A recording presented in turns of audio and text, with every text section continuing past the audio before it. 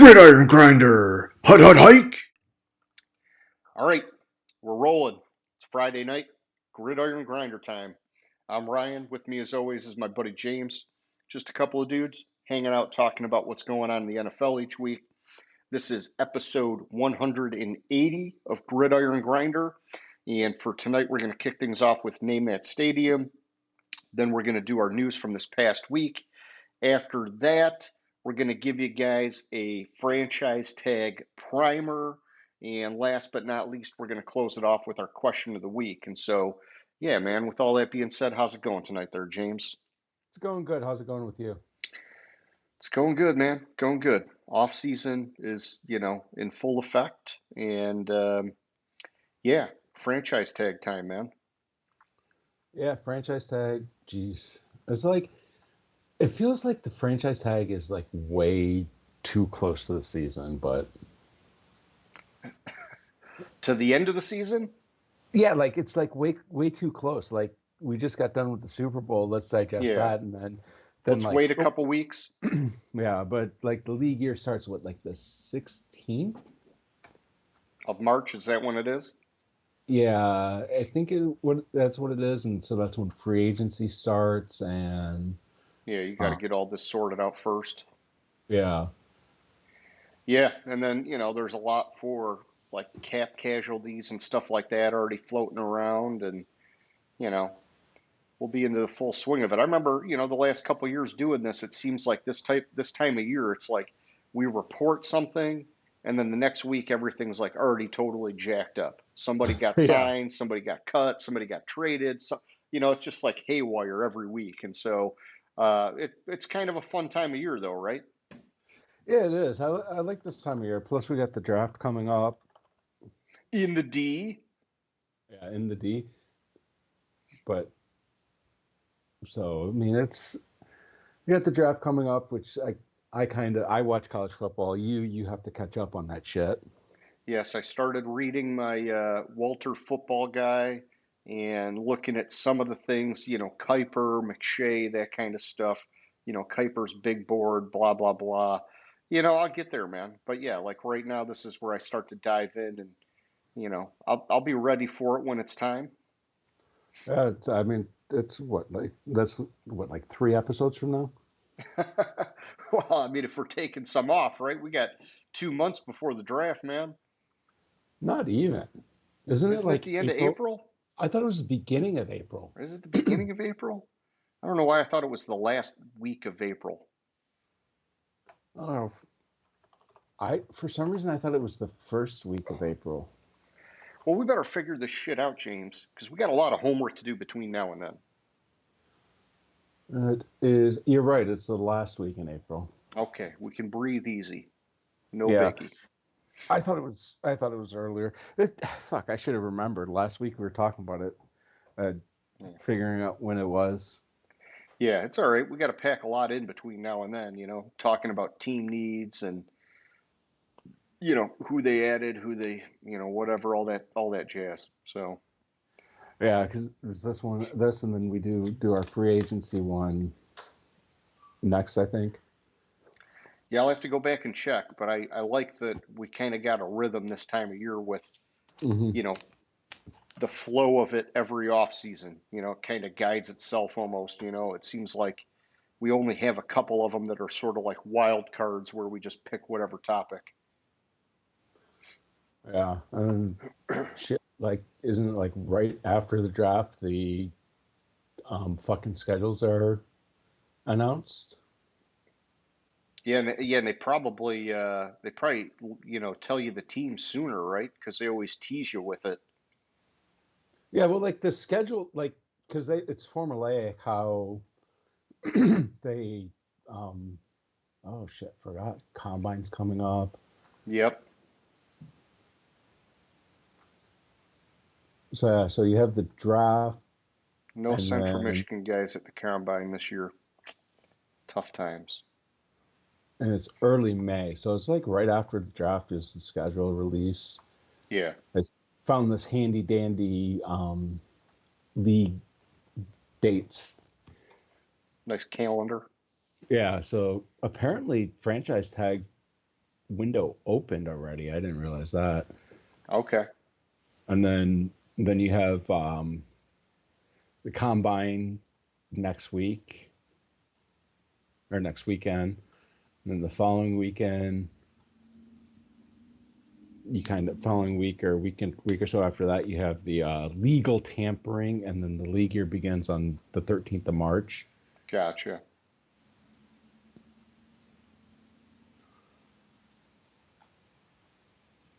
Fun stuff, man. Fun stuff.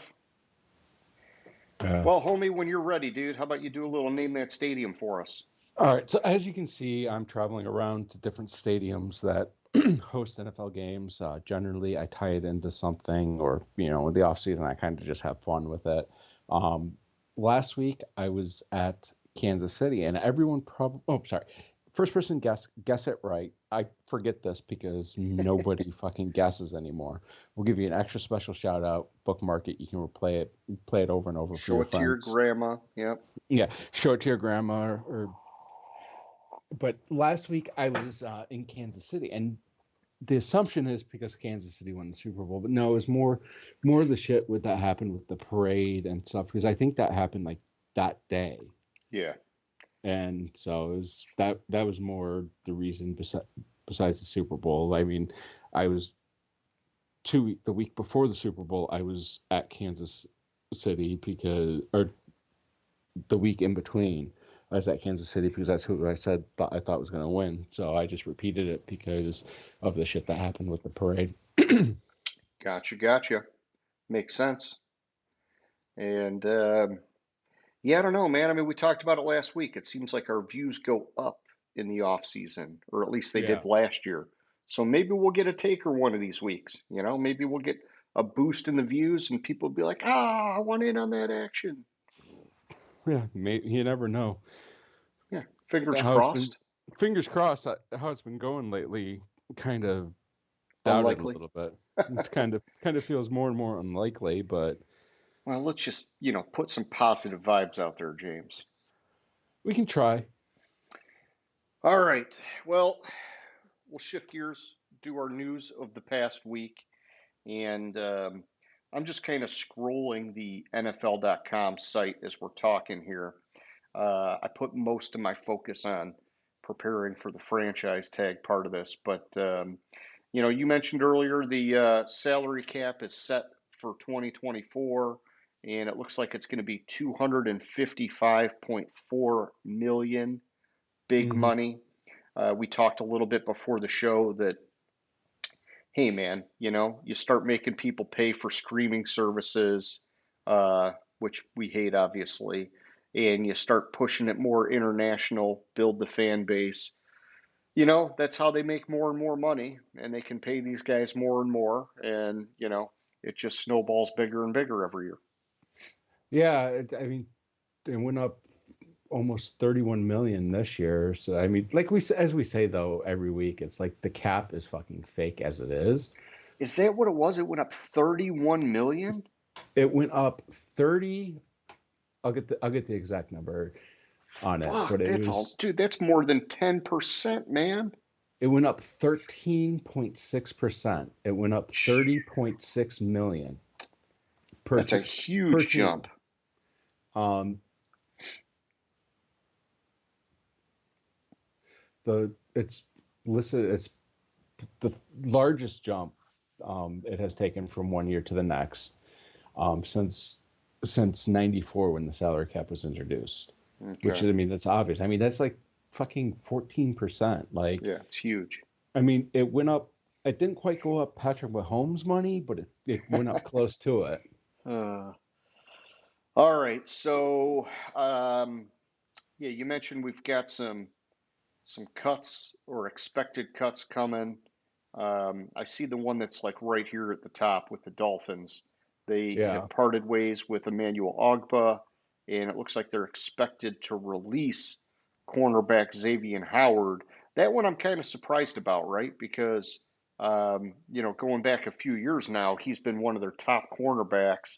I guess they did bring in Jalen Ramsey last year, right? And so maybe it's just a matter of, you know, they got to figure out where they're going to be putting the money, and this is one of the guys that's getting shaved off. Yeah, and so by cutting Howard, the news actually was he's been told they're going to cut him. It's not that Okay. they're expected to cut him. His agent confirmed today that the team was gonna cut him, and it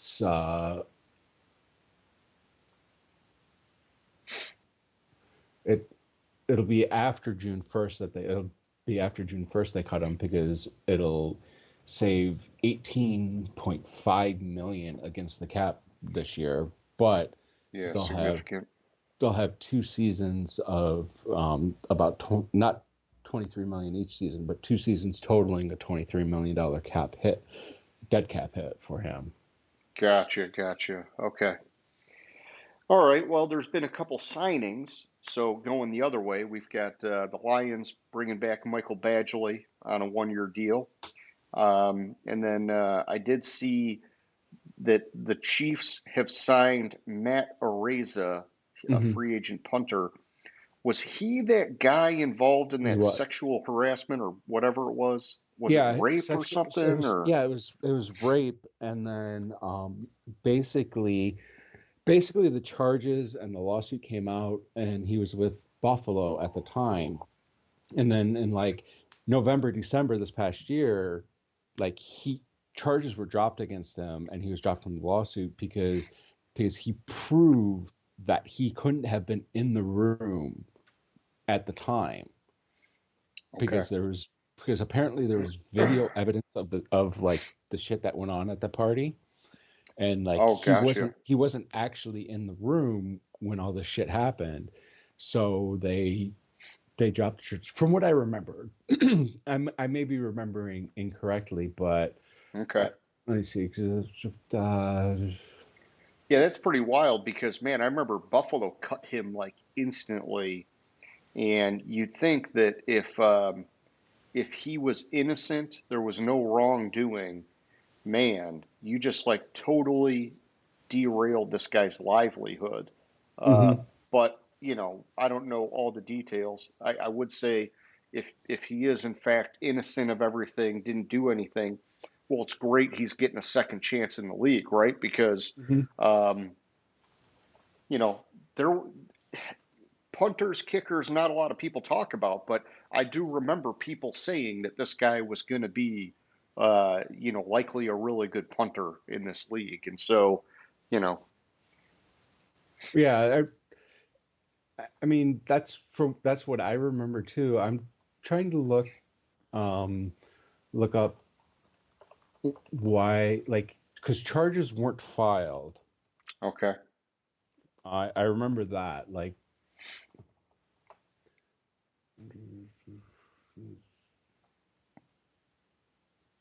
so I'm trying to remember. And then like the chick was suing him, and he countered sued.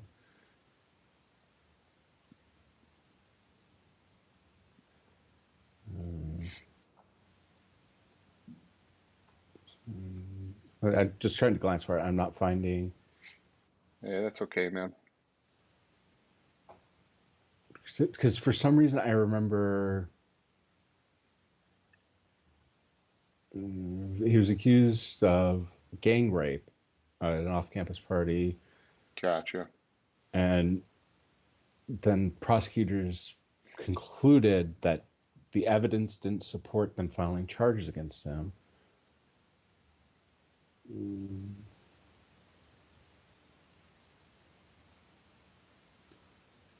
And she dropped the.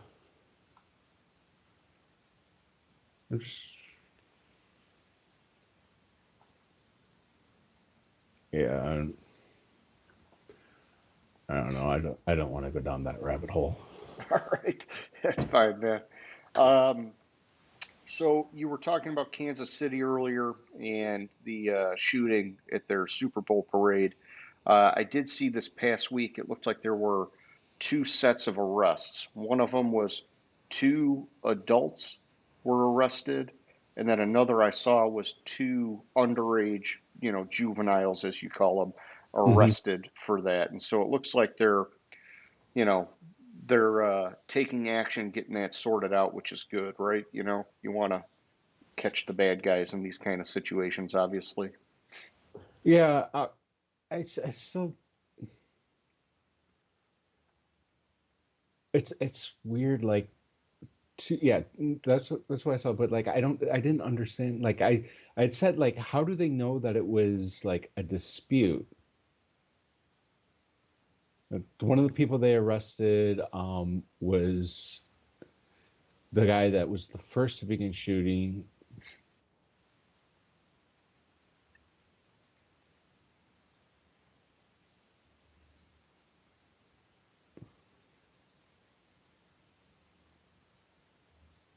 Oh, so somebody was threatening him, Okay. and that's so the video showed um he told detectives he hesitated shooting because he knew there were kids there. He told investigators he began firing after someone in the other group said, "I'm going to get you," which he took to mean they would try to kill him. Jeez.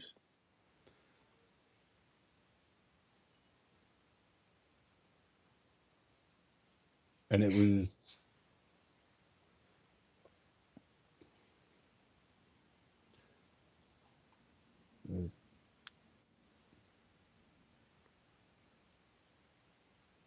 and two adults. It was like an 18, 19-year-old and a 20-year-old. Those were the adults that were involved. Oh, gotcha. So young adults. Yeah, young adults. Strangers who pulled out guns and began firing within seconds of starting an argument. Both men were shot and they have been hospitalized.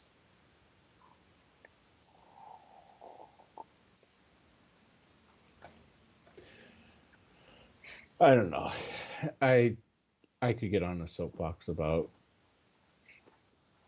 guns. Like, I understand the need, like the right to have them, but some people just shouldn't. Yes. But and that's all I will say about that. Yes. All right. So then the last thing I got, James, Jimmy G has been suspended for 2 games for violating the league's or not substance, performance enhancing substances policy. And the Raiders are now expected to release him.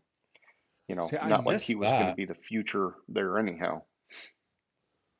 I mean, I I saw something about, their new offensive coordinator was excited to work with Aiden O'Connell. And I don't know that Aiden O'Connell's the answer. I think there's potential for him, right? He showed Mhm. he's got the arm, if he can get caught up with the speed of the game and everything like that, maybe he could be, a starting caliber quarterback at some point. But, I think everybody kind of knew Jimmy G was on the way out anyhow, right? So, Mhm. it was just a matter of time and contract and cap and all that crap that they got to work out. So, Yeah, a couple. I miss that with Jimmy G. Like, it kind of surprises me that first of all, 2 games only. Like, I know people first offense got 4, 6 games. Like, why is it okay, 2 games for him? Like, that's a little weird, a little odd to me. gotcha. Yeah. So if they're not following a normal precedent, yeah, there should be some explanation. Mhm. Maybe there's like varying levels of these performance enhancement substances where it's like, oh, well, hey, if you're fucking straight doing steroids, then yeah, we're gonna take you down. But oh, you took I don't know, I don't know. What I don't even know an example of any of these other ones. So like the Frank Thomas Total T or whatever it is, Nugenics or something. Then it's like, it's bad, but it's still kind of natural maybe. So yeah, I see you looking for something. Yeah, because that kind of annoys me because, like, uh, he will not appeal first 2 games. He used prescribed medication without having a valid therapeutic exemption. Okay, Gotcha. that makes sense. So whatever he took, it was prescribed by a doctor, but he took it and didn't get apparently there's an exemption for having it in his system type of thing. Gotcha. Okay. All right. Well, he'll be out there. Somebody will sign him, you know. Mm-hmm. I'm not sure he'll get a shot to be a starter, but he'll definitely sign somewhere as probably a high-end backup, right? Yeah, probably. I mean, I was surprised how much the Raiders gave him to fucking come in. Like, I thought that contract was ridiculous, especially like, I mean, Josh McDaniels, man, it's the familiarity and, whatever. It didn't work.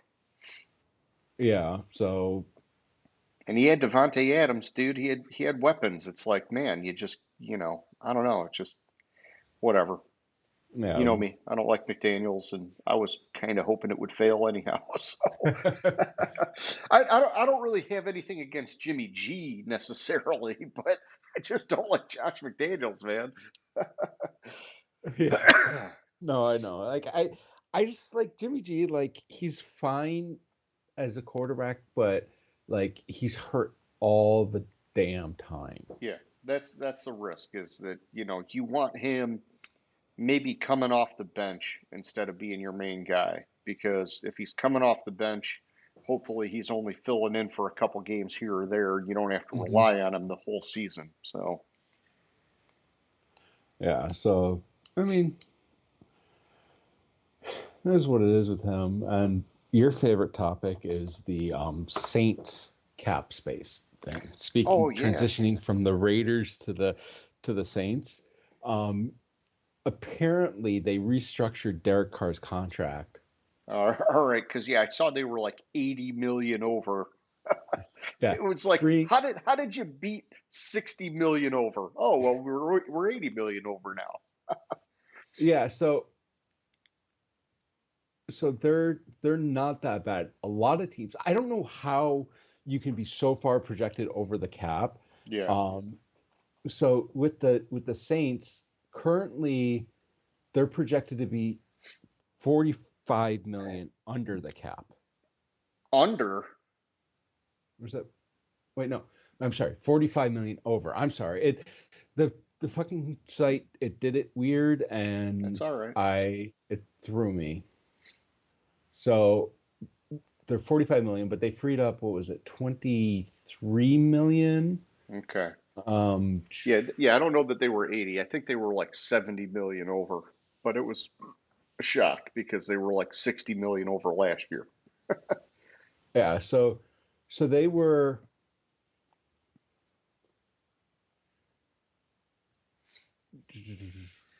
where is it? Nope, they were it was roughly 80 million. Jeez, man. Says, while the 2024 cap has not been set, the team will likely need to free up roughly 80 million via restructures, according to that article. This is an Yeah. article from uh, before the Super Bowl. So they converted a good portion of his salary to a signing bonus, and so they freed up 23 million, which is again fake cap. Probably put in a couple void years there Yep. and just fucking let's see what is this? What does over the cap say with the Yeah, Saints? the void year thing, dude. I know we've talked about it a lot, but it just rubs me so hard the wrong way, right? Because Mhm. think about it, if you're a GM and, maybe it's like you're like I'm going to go all in because if I don't make it, I'm going to get fired. Well, all you're doing now is pushing that pain off to the next generation, and Mhm. now they're fucked too, man. It's like such a ripoff, man. Like there, it just should not be allowed, right? Like if It we're should gonna have a it should salary not. cap, you should not be able to do that kind of shit. Yeah, so I was joking about void years. He has 3 void years at the end of his contract. Yeah, So technically, his contract is through 2029. yeah. He'll never make it that And long. he in 27, 28, and 29 are void years. And Yeah, 20, which gives his prorated, like in 2027, he's like a $17 million cap hit, which, I mean, the way the cap's going up, It's not bad. not bad. But Yeah, why do you in need void years if he's only going to be at 17 million? so that's it. This year he's 12 million against the cap. Next year he's 51.5 million against the cap. Yeah, and they'll tweak it. The following year he's 61.5 million against the cap. I mean, they really fucked up with that contract. I really Yeah. fucked up with that contract. Oh, I agree, dude. I agree. Yeah, I think they, they had the window of opportunity when Sean Payton left to just say, "Fuck it, we're 60 million over the cap, we're blowing it up, and we're going to rebuild." Mm-hmm. And instead, they've been keeping it on life support, and it's just gonna make it a slow, painful death. They're never gonna get over the hump this way. They're only gonna get worse. Yeah, but see, the problem is, like, honestly, if they blow it up, if they were to blow it up, like, they would still have, like, they're not, like, a lot of the contracts they have would cost more money Yeah. against Well, I the know, cap, but if and they it'd be wouldn't one have, bad year. but I'm just saying, if they wouldn't have brought in Derek Carr, that right there was like a huge piece of the pie, right? Hmm. And then they could have made other like commensurate moves with guys last year to start setting the stage of, hey, it's going to be, probably 2 years of pain, and then we're going to start going up again, right? Hmm. Instead, it's going to be like, well, now we're just going to have like 6 years of struggle, and maybe we'll get lucky in one of those years. Yeah, and, like, I mean, they have, okay, so it's like Ramchak, Jordan, and Kamara right there take up 70, take up about a quarter Yeah. of their cap. Yeah, I guess that's probably part of the problem, right? Is that when you're locked into so many big guys, you probably just have to say, fuck it, let's get Derek Carr and try it because we're screwed no matter what. Yeah, and, like, I mean, like, a lot of, like Ramchak right now, like, this year, I don't have last year's numbers anymore, but because this year, like, if they were to cut him, he would be a $32 million cap hit instead of 27, or Yeah. Jordan would be $36 million instead of 23. Like Lattimore, who's a cap hit of 14 million, would be $45 million if they were to cut him. Like, they gotta do some shit and just, like, restructure everybody to not restructure, but just stop restructuring everybody Yep. and Yeah. just bite the fucking bullet, wipe the slate clean, and move from there. But when you're so far over the cap, you have to get under the cap. What the fuck are you Yeah. gonna do? They should never have signed Carr. Should never have signed Carr to such a big fucking contract. They should have gone with Jameis Winston or Oh, yeah. Taysom Dalton, Hill. Taysom Or, yeah, Hill, and Andy just Dalton. Yeah, that's fine too. just Yeah. just bite the bullet and tell your fans honestly, yo, we're gonna suck for about 2-3 years while we reset the cap, Yeah. and then we'll be able to build and just go on from there. Like, but because they're so far over the cap and they have to keep pushing it out to get back under the cap, like, they're already projected to be uh, next year they're already projected to have be $46 million over the cap. Yeah, that's not good, dude. And that's considering that you have a lot of people that are you have you have a lot of people that are, like not under contract. Yeah.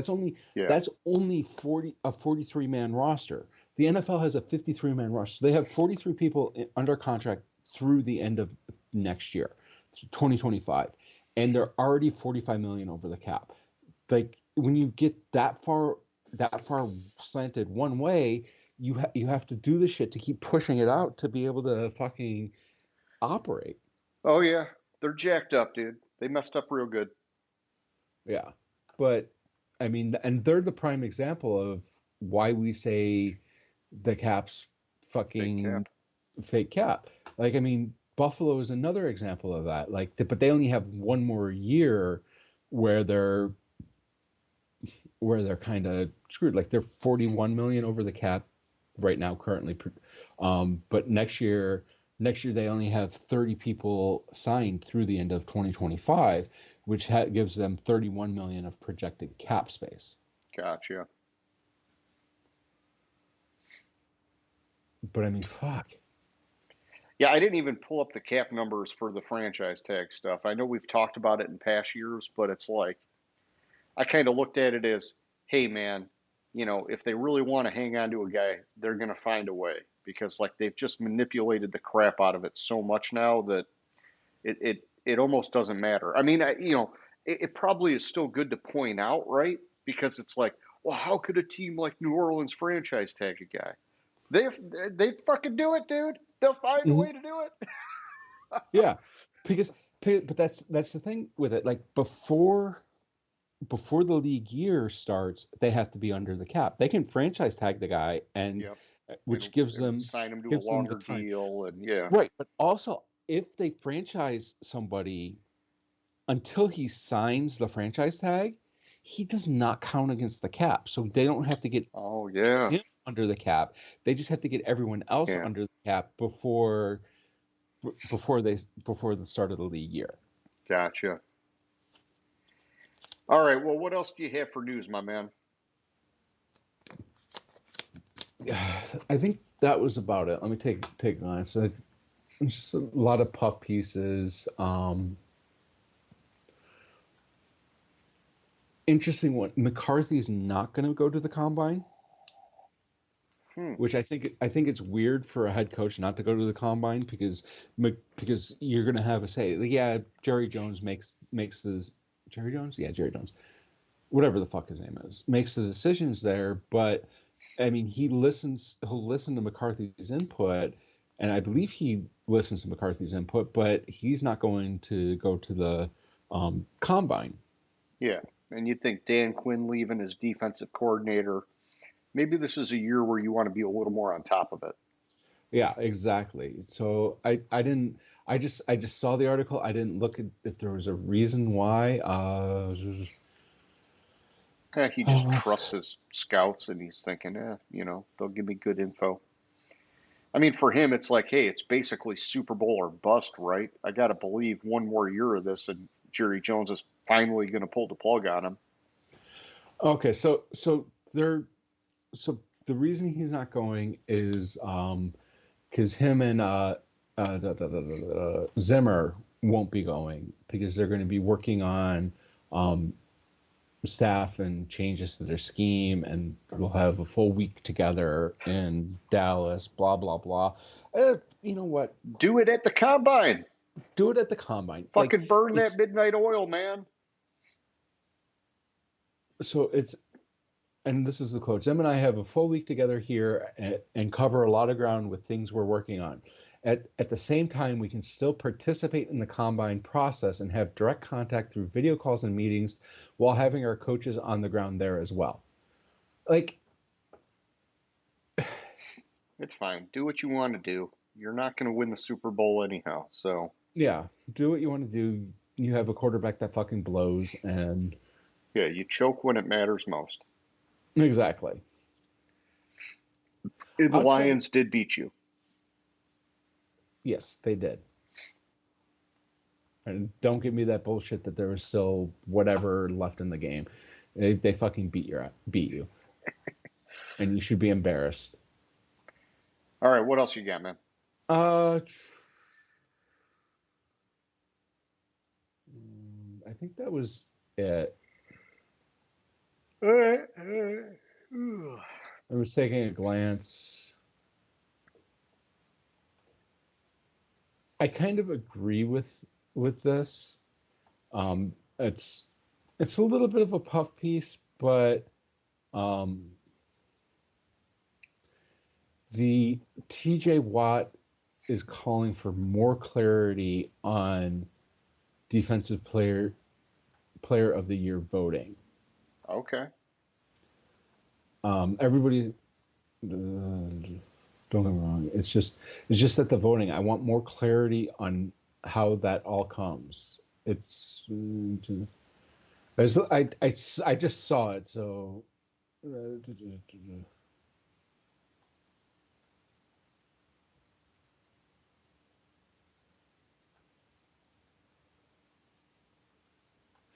He just kind of wants to know,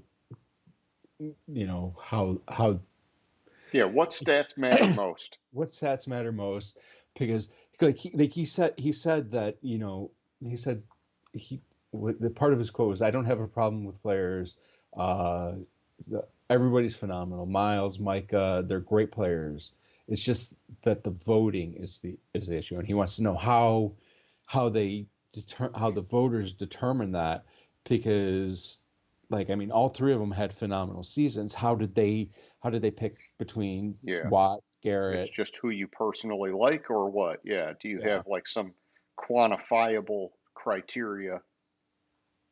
yeah. But I forgot that we completely messed this. But he was the first player in in the NFL history to lead the league in sack 3 times.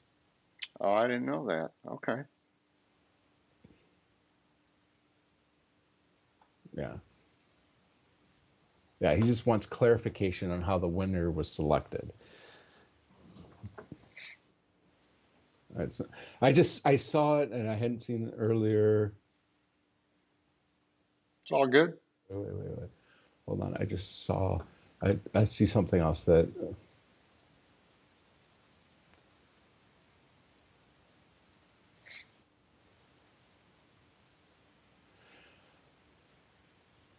Shannon Sharp.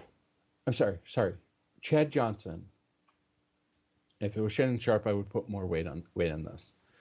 Um, Chad Johnson, Ocho Cinco. yeah, I get. Yeah, Ocho Cinco said, a little birdie told me Russell Wilson is going to the Steelers. Okay. He pushed back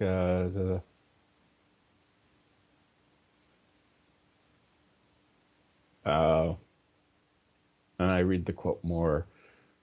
It's another bullshit piece. God damn it. It's Sorry, all right, man. it's an article that was posted like an hour ago, so I hadn't had time to read it, but I saw it, wanted to address it. When Sharp pushed back by suggesting odds makers have Chicago quarterback Justin Fields as a betting favorite to land with the Steelers, he said, "No, Fields is going to Atlanta. I told you, I got the script." Okay. I heard New England, but you know, and now Fields is saying he wants to stay in Chicago. See, I doubt Fields would go to New England because New England has the number 3 pick, and I think if you look at the, let me verify this, because if Yeah, you look see, at I the heard, I draft, heard, I heard a rumor, and it's all rumors, right? But it was that New England would give up their second round pick, and then that way they could use their first round pick on a different non quarterback player. but who the fuck are they gonna, like? Fucking Yeah, Marvin Harrison Jr. actually, no. I remembered the order wrong, and it depends on what Chicago wants to do, because Yeah. Chicago with Fields, if Chicago takes a quarterback, then New England won't get one of the top 2 quarterbacks in the draft, and I think there's only 2 quarterbacks that are deserving of going that early in the draft. And we'll get into that when we get to draft. But Chicago, Washington, New England, and Washington needs a quarterback too. So if Chicago doesn't part ways with Fields, then they're not going to draft a quarterback. If they do part ways with Which means Fields, they'd be trading the pick. yeah, they'll probably be trading the pick. But with New England at number 3, they have a chance of getting either May or Caleb Williams. I think they'd I have think to trade up. I think I I think don't. I think quarterbacks are going 1 and 2, dude. This is one of those drafts where there's so much hype already for these quarterbacks. Like there's certain years, like you remember the year the Lions drafted Okuda, and like quarterbacks were like not even in the conversation, and we kept saying, "Oh, wait until we get closer to the draft because they always go running up the board as you get closer to the draft." And then that year, of course, the Lions had that huge pick and we could never fucking trade it. But it's Mhm. like this is a year where you already have two guys already like hyped up big time. And the LSU guy is the third guy that people are saying, oh, for sure, him too. And it's like, dude, if Chicago doesn't take a quarterback, they are for sure trading that pick, man. And they're going Mhm. to get a freaking massive haul for it. So, but that's the thing. So also though, and I'm just going to throw this out there. Fields played at Ohio State Yep. with Harrison Jr. Yeah. So trade to two, let Washington come up and get their guy. So you trade back a spot and then trade to three, let New England come up and get their guy, and then draft Marvin Harrison Jr. and have like fucking five future first round picks. So with Harrison Jr., I think if they play their cards right and trade with the right teams, I think they could get him because I think Harrison Jr. is going to go 3-4. I Yeah, think that's the slot for him.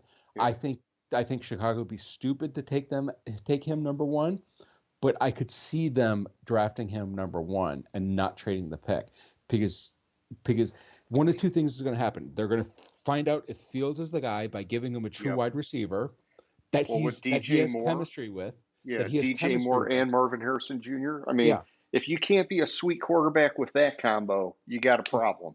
exactly. Or but I think you're right. I think you trade back, and I would set it. Try. I don't think Washington's going to trade up because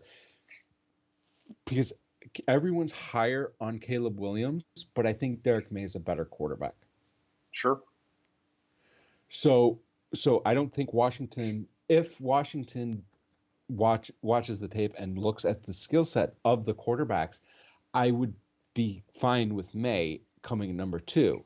Yeah, not giving up the future of your franchise and draft Right. picks. Exactly. Also, on the flip side, I think Caleb Williams, even though I think Caleb Williams is a step behind Derek Drake May, I think that Caleb Williams could be the future of the franchise too. So wherever you're at two, whichever quarterback falls you, unless you're completely 100% sold on one of the two and you don't want to give it up the Yeah, chance, yeah. then you stay at two. Yeah, I because think that's the thing. If three. you really want Drake May that bad, you got to think maybe we move up to one spot because what if Chicago trades it to whoever and he's Mhm. their guy, right? Then you're stuck with Caleb Williams, which probably not the end of the world, like you're saying. It only matters if you got your heart set on it that bad. Right, but he has to be so far and above Caleb Williams on your board. If you hmm have them close, like hmm you don't move. And then New I, England, I think I don't know. I'm going to disagree with you because I think when it comes to a quarterback, you have to be that that particular. You got to say Mhm. this guy is our guy, this guy, and you go get him. I think if it's defensive lineman, offensive lineman, a different position, you can say yeah, we got them both rated at a 93 or whatever, and we're just going to wait and take whoever falls to us. But I think for a quarterback, because you're basically saying this is going to make or break our franchise and it's going to make or break our careers. We got to get the absolute guy that we love, and this is him. We're going to go get him. Right, but what I'm saying, like if it's if if that's the case, but if you have them like really close and you're just like you're deciding between the two, like you don't Yeah, and, have and one if you like them both, that's your if you guy like and them you both, like them yeah, both, you just stand pat yeah. and Don't give up your future draft picks. If exactly. you're if you're that close on them, yeah, I hear what you're saying, man. If you have somebody that's like, yes, this is our guy, then yeah, I would look at trading up. Yeah, I saw the Draft Day movie, man. You know, Kevin Costner. It was great. I actually haven't seen that movie. What? Oh my gosh, you're killing me, James. You got to watch it. I've seen it like 50 times. Yeah, some people in my house don't like to only like to watch things like Bluey right now. So Well, it's you wait until they all go to bed, and then you have your adult time, and you watch your movies and your shows, and you be happy in your head and yeah, in your heart. but then I have to convince another person that doesn't want to watch it. Well, you wait for her to fall asleep on the couch, and then you change the channel. I hear you. All right, it's not working for you. I got you. I got Yeah, you. I have to have one of these days where You I'm just by say, myself. "Sorry, I gotta work late. I gotta work late," and then you just hang out at the office and watch it on your laptop. Yeah, maybe. I don't want to give you bad ideas, okay? But if you need them, you let me know. So, yeah. All right, let's move on here. Let's do our franchise tag primer. You ready, man? I'm ready. All right. So, James, as I was telling you before the show, basically what I did in terms of my methodology is I took uh, the PFF top 200 free agent list and I sorted it by team alphabetically. So I've got Arizona, Atlanta, Baltimore, blah, blah, blah, blah, blah. And I put their top three guys off of that top 200 list. And then I added in their lineups rating as a point of reference. And I thought we would start just by talking about, okay, here's these guys. Do you think they'd get franchise tagged or not? Um, some of them are obviously no's because even though they made this PFF 200 list, they've got like super low ratings. Like some of them are low 70s, some of them are high 60s. And so it's like, obviously, you're not going to tag a guy like that. And then some of them are long in the tooth, guys that have been in the league a long time, winding down their careers. Those are guys that almost never get the franchise tag. And so, we'll kind of just go through it like that and talk about it. And then, oh, also, I did want to. I think you had the chart of what the position values are, right? Yeah, Do you wanna run through that real quick, and then we'll talk because it kind of helps yeah. to say, oh, a running back's going to be 12 million or whatever, like. So I don't have all three values because each team has three choices on a free agent. They have an exclusive franchise tag, non-exclusive franchise tag, and transition tag. The exclusive franchise tag, the player can't negotiate with anyone else. The non-exclusive, they can negotiate with anyone else and try to get a contract, but the team has, I believe, the option to match it. And then the transition tag is he basically, I forget what the One of them really you get cool. draft picks, right? Yeah, non-exclusive franchise tag you get draft picks. The transition tag you don't. Yeah. You the player, and that's what it is. If he signed, it's not you have for the franchise tag. It's not you have the chance to match it. You get 2 first-round draft picks for that player. Yeah. If And so it almost never gets exercised because that's a yeah, lot to give up, plus franchising a guy.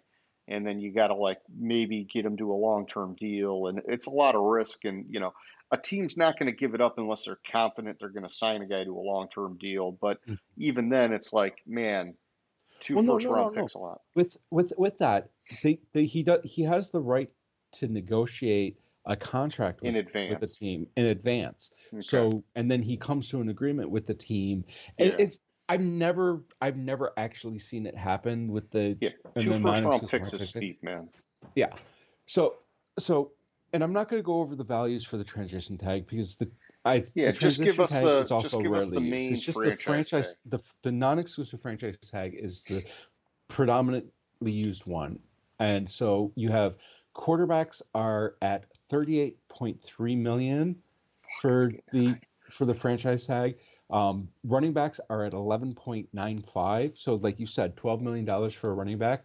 Wide receivers are at almost 22, 21, 816. Then tight ends at 12.7. Offensive linemen at, I'm just going to round, 21. Defensive ends at 21. Defensive tackles at 22. Linebackers at 24. Cornerbacks are 20. Safeties are 17, and kickers, punters, special teams player, kickers and punters, long snappers, et cetera, are at just under 6 million. Okay. I did see that. One thing I want to mention, next year, the defensive ends and offensive linemen are projected to jump a lot to being the top two franchise tag values, where they are what, defensive ends are 2, 3, 5th, 6th, 2, 3, 4, 5th, and offensive linemen are 6th. Okay. So they're projected next year to be 2 and 3. 2 and 3, and quarterbacks next year are projected to be 43 million for the franchise tag. Steep. Also, there's, with the franchise tag, there's the so the exclusive franchise tag guarantees a player a 1-year salary of the 5 highest paid players at his position that current season, or 120% of his previous salary, whichever is higher. And it prevents him from negotiating a contract with the other team. The non-exclusive tag guarantees a player a 1-year salary of the 5 highest players at his position from the previous 5 years. Okay.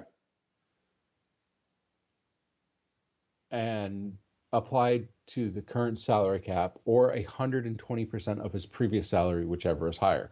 But it allows the player to negotiate with other teams who would have to give up 2 first-round picks in addition to whatever contract they agree on with the player. Non-exclusive tags would use, and also with it, if it's multiple years where their franchise tag, the value goes up. A player being tagged for a second consecutive season is paid 120% of his previous year's salary. A player tagged for a 3rd year in a row receives 120% of the average of the 5 highest players at his position, or 144% of his previous year's salary. And the transition tag is average of the 10 highest players at that position for the last 5 years. And that's a lot of information, but that's how the franchise tag works. Yeah, gotta have it, man. Gotta have it. All right, well, yeah. So let's just jump in and look at some of the likely candidates, or not even necessarily likely, just some of the candidates for some of these teams. And right off And the I bat, messed up. I'm gonna retract, because I gave the exclusive franchise tag value. Okay. Not the non-exclusive. Non-exclusive is slightly lower. Gotcha. So Good QB's 36, running backs 11.3, wide receiver 20.6, tight ends 12, offensive linemen 20, defensive ends 20.2, defensive tackles about 21, linebackers 20, a little bit under 23, cornerbacks 18, a little bit under 19, safeties 16.2, and kickers, punters 5.6. So it's just slightly less. It's not a couple positions. It's a decent chunk less, but anyways. Good to know. Good to know. All right, so the first team we're looking at is the Arizona Cardinals, James. And this one, it's a stinker right off the bat, because they are the only team to not have 3 guys in the PFF top 200 list. In fact, the only guy they have in the PFF top 200 list is wide receiver Marquise Brown, who, according to lineups, is an 80 overall. I like Marquise Brown, but I don't like him that much. I think that it would be unlikely that they would tag him. I do know that their GM just came out and said that the Cardinals plan on spending money in free agency this year. But I'm not convinced that they're like that in love with Marquise Brown. Remember, they traded for him from Baltimore. You had Kyler hurt for a lot of the year. It's not like there's been like some great chemistry and success with these guys. I don't see it. What do you think, man? So with the um, Cardinals, they have 17 free agents this year. And of the 17, I don't think any of them are really going to sign anywhere else. Yeah. Like I couldn't really find one that's like, oh, they have to do this, have to sign this guy, or they have to sign that guy. Like I could not find a single player that would be worth the franchise tag that they would need to use the franchise tag on Yeah, and for them. Marquise Brown might have a market in free agency, right? But not that kind of a market where you got to franchise him because Hmm. his market in free agency is going to be similar to, probably a half a dozen or more other wide receivers, right? It's not going to be, you know, some crazy thing here. Exactly. It's not going to be an exorbitant salary. It's just he's not a top tier wide receiver where you would look and say, oh, I must bring him back. He's a fine wide receiver, but Yeah, and if you can sign him, cool, but you're not going to tag him. hmm exactly. All right, so he's the only guy for Arizona. I agree with you. Nobody else is even worth looking. Nobody else made the top 200 list, so there's no reason to think about looking at the 16 or 17 other guys you mentioned. All right, so the next team is the Atlanta Falcons, James, and there were at least three guys on the PFF top 200 list. We had defensive lineman Calais Campbell with an 83 overall. Edge Bud Dupree with a 75 overall. And cornerback Jeff Okuda, of all people, with a 74 overall. My opinion, none of them get tagged. Calais Campbell would be the guy if you would do it, but you never see guys at this stage of his career get tagged. And he's only an 83. For me, I'm really wanting an 85 with a higher ceiling, into the future. Hmm. Calais Campbell, his best days are behind him. It's just you don't tag a guy like that, man.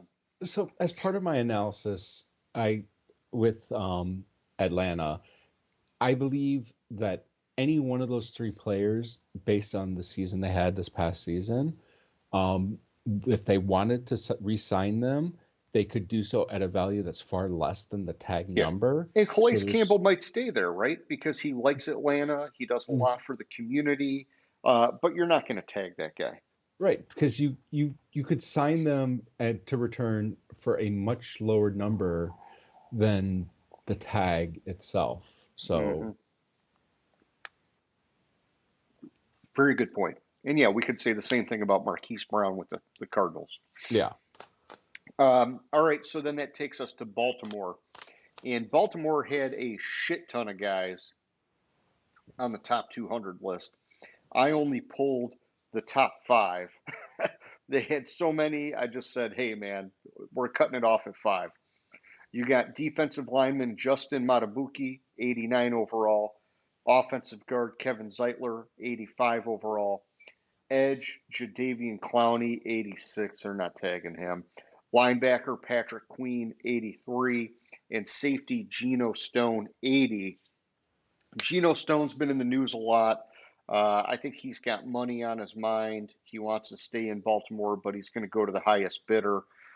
Patrick Queen, you got to remember they're really paying a lot of their money to Roquan Smith at linebacker, and Patrick Queen was kind of underwhelming until this past year, where they just had immense talent all around him. Clowney has been a journeyman his whole career and kind of a disappointment his whole career. Zeitler, I've been hearing they're going to let him walk and he's going to test out free agency. Matabuki, he could be the guy.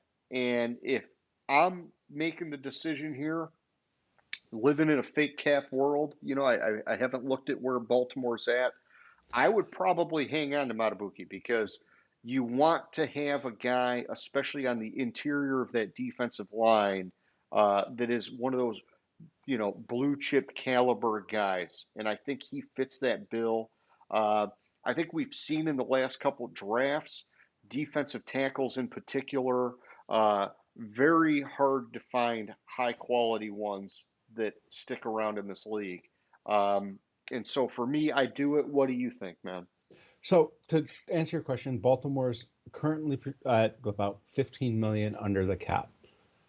Matabuki, I think if he hit the open market, would receive well over or close to or over, even over the cap number average per year on that contract.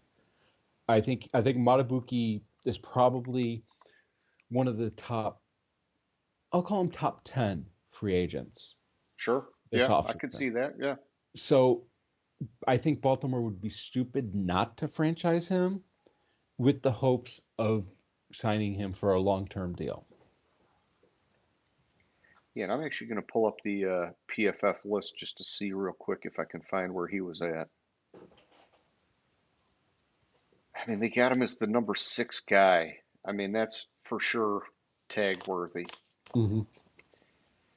All right, so that takes us to Buffalo, and Buffalo had 3 guys on the list that I pulled. I think they actually had more than that, but I stopped at 3 because the remainder were like well outside of the top 100, and so I thought, we don't need to go that far. But you got edge guy Leonard Floyd, 78 overall, wide receiver Gabe Davis, 85 overall, and defensive lineman Daquan Jones, 80 overall. I think each of these guys, for different reasons, are not taggable. Gabe Davis is a wide receiver too. You're not going to tag that guy. Leonard Floyd, journeyman later in his career. You're not going to tag that guy. Similar with Daquan Jones. None of these guys fit the bill, man. My opinion. So I'm going to tell you a stat that I found when I was researching this. In the last 6 years, Brandon Beane, who's the general manager in Buffalo, has not used the franchise tag. If it rains 6 days in a row, you're going to assume it's going to rain the 7th. I don't see that. I don't see Buffalo using the franchise tag.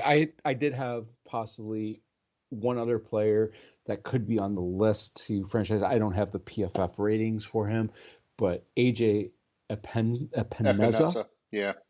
Yeah, he was on it. I think he was just outside of the top 100, so he didn't make my cut. But yeah. Yeah, and I had him as a potential one. And now, But James, I like that you brought that up, right? Because he is on the earlier side of his career, right? He's coming off his first contract. yeah, And so, hypothetically, if you're going to tag a guy, he does fit some of the elements of what you're looking for. It's just that we haven't seen that high of a ceiling out of him for him to really be a franchise tag worthy guy. yeah, exactly. I was just because you didn't mention him. I wanted to mention that I saw him as a potential tag target, and he fits the bill of what we see or what we see as why you would tag a guy. But I don't think that they will. Like last year, with the two We were looking defensive at like players. Jordan Poyer, and they didn't tag him, Yeah, but I mean, they Poyer worked it out. But yeah. So Poyer, and there's the other guy that we were looking at. Like, oh, these are one of these 2 guys, and I think the guy that Tremaine Edmonds. oh yeah, Terrell Edmonds, Terrell Edmonds. or is it Tremaine? One of them's a safety, one of them's a linebacker. I mix them up sometimes, but Yeah, yeah, I do too. That's gonna he's in bug me. Chicago now. He's in Chicago now. Okay, so let me look at Chicago. It's Tremaine. I was right. I was wrong. Yeah. So So yeah, like we were talking about that, but you have to with Buffalo, you have to go with their history and say, Yeah. A, they're not going to tag anyone. B, they really have one person that would fit the criteria that we would see to franchise tag. Good call there. All right, so next up we got the Carolina Panthers. And I don't want to like be running this whole thing. I know you got notes too. So like if you want to, you know, So for Carolina, I only saw one person that was even tag worthy on Carolina. sure. I don't have the rankings as you do, but and that's Brian Burns. Brian Burns, the way Okay. he's talking, he wants to be one of the highest paid edge rushers in the league, and Yeah. so he's basically seeking a contract that well exceeds the current tag value. He's 25 and he's a key player for the defense. So 20 about what is it 23 million for a linebacker would be a discount to get Brian Burns back. And I didn't see really anybody else. Like they have a lot of younger players, but I didn't see anybody else that I would feel comfortable saying could be a target for tagging. I agree. He's got to be the guy, right? I mean, he's a cornerstone player for that defense. Very young in his career, very high ceiling. Um, you just went out and you drafted Bryce Young at quarterback last year. This is like your quarterback of the defense. I think it's a no-brainer. You have to tag him. The other candidates on PFF, it's free agents, not necessarily tag candidates, were linebacker Frankie Louvu with an 82 rating and wide receiver DJ Shark with a 74 rating. I thought, okay, obviously Shark's not getting tagged. We know that. All right. He was a Mhm. Lion. He was a Jaguar. You're not tagging that guy. Frankie Louvu, I do like the 82 rating, but um, it's obvious here. Brian Burns is the guy. And then we go to Chicago, and Chicago's kind of already played their cards on what they're going to do with the franchise tag. And I'm going to give you a quote I found from Ryan Poles uh, earlier, like a week or two ago, Sure. about and it's Jalen Johnson. And the quote is, "He's not going to go anywhere." Okay. Um, Because so Jalen Johnson's been talking, the yeah, business side. I, right. I So he want to said, stay in Chicago, but I want "I to want get to," paid. and the quote I found from him was, "His heart is definitely in Chicago. Mine's definitely on the money." Yeah. Um, and he's also stated that he wants to reset the cornerback market, I which would don't. put I him don't think he's that good, but which yeah. would put him at more than $21 million. The $18.8 million cap, was it 18.8? I think that's about right Cornerback, for a 19, cornerback. Yeah. 19.8, Yeah. 19.8. Sorry, I Cool. 19.8 cap value for cornerback would be a discount to keep Jalen Johnson based on what he says he's looking for. And I think with cornerbacks, like it's one of those positions where if you're good enough to be top 5, 10 at your position, which I think he is, teams will pay extra money for that. Yeah. Yeah, I agree with you. I think Jalen Johnson's the guy in Chicago if they're going to do it. And it sounds like, based off of what you're saying, they are going to do it. The other two candidates from the PFF list would be wide receiver Darnell Mooney, who's a 78 overall, and edge Yannick Ngakoue, who's a 72 overall. Those guys, both right off the bat on the rating, you wouldn't want to franchise tag a guy who's in the 70s. But Mooney, he's a wide receiver two at best. And then Ngakwe, a journeyman edge guy that's really kind of one dimensional in his game. You're not going to tag him either. And so, yeah, I think Jalen Johnson's the guy. I did think up until recently, like you're saying with Poles' comment, I thought that there was a chance they were going to let Jalen Johnson go, to be honest. But Mhm. I think that was just both sides jockeying, kind of playing it out. And it looks like he's going to be retained after all, but we'll find out in the coming weeks. Yeah. And then we go to Cincinnati. And Cincinnati, after I didn't go anywhere past T. Higgins because Yeah. of quotes. I don't have the direct quote from Joe Burrow, but Joe Burrow has made it. Let's say he's made it clear that he expects T. Higgins to be back for 2024. That's all you gotta say. That's all you have. That's all you have to know. They're not seeing to be seen coming up with a long-term deal for him, and with Joe Burrow basically saying he's back. That tells me that they're going to franchise tag him because the prospects of long-term deals seem iffy right now. Yeah, no, I like the way you put that. I didn't know the comments about Joe Burrow. Um, he was the top guy on the PFF list with an 84 overall via lineups. And I for a wide receiver too, he's one of those guys that you think about tagging Mm-hmm. because so many other teams are looking at him as a wide receiver one if he hits free agency.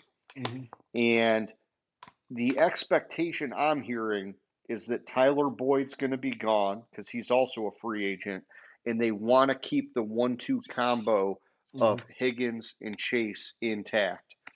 The other options based off the PFF list, and Cincinnati had a few, you got defensive lineman DJ Reader with an 86 overall, cornerback Chidobe Awuzie with an 86 overall, and offensive tackle Jonah Williams with a 73 overall.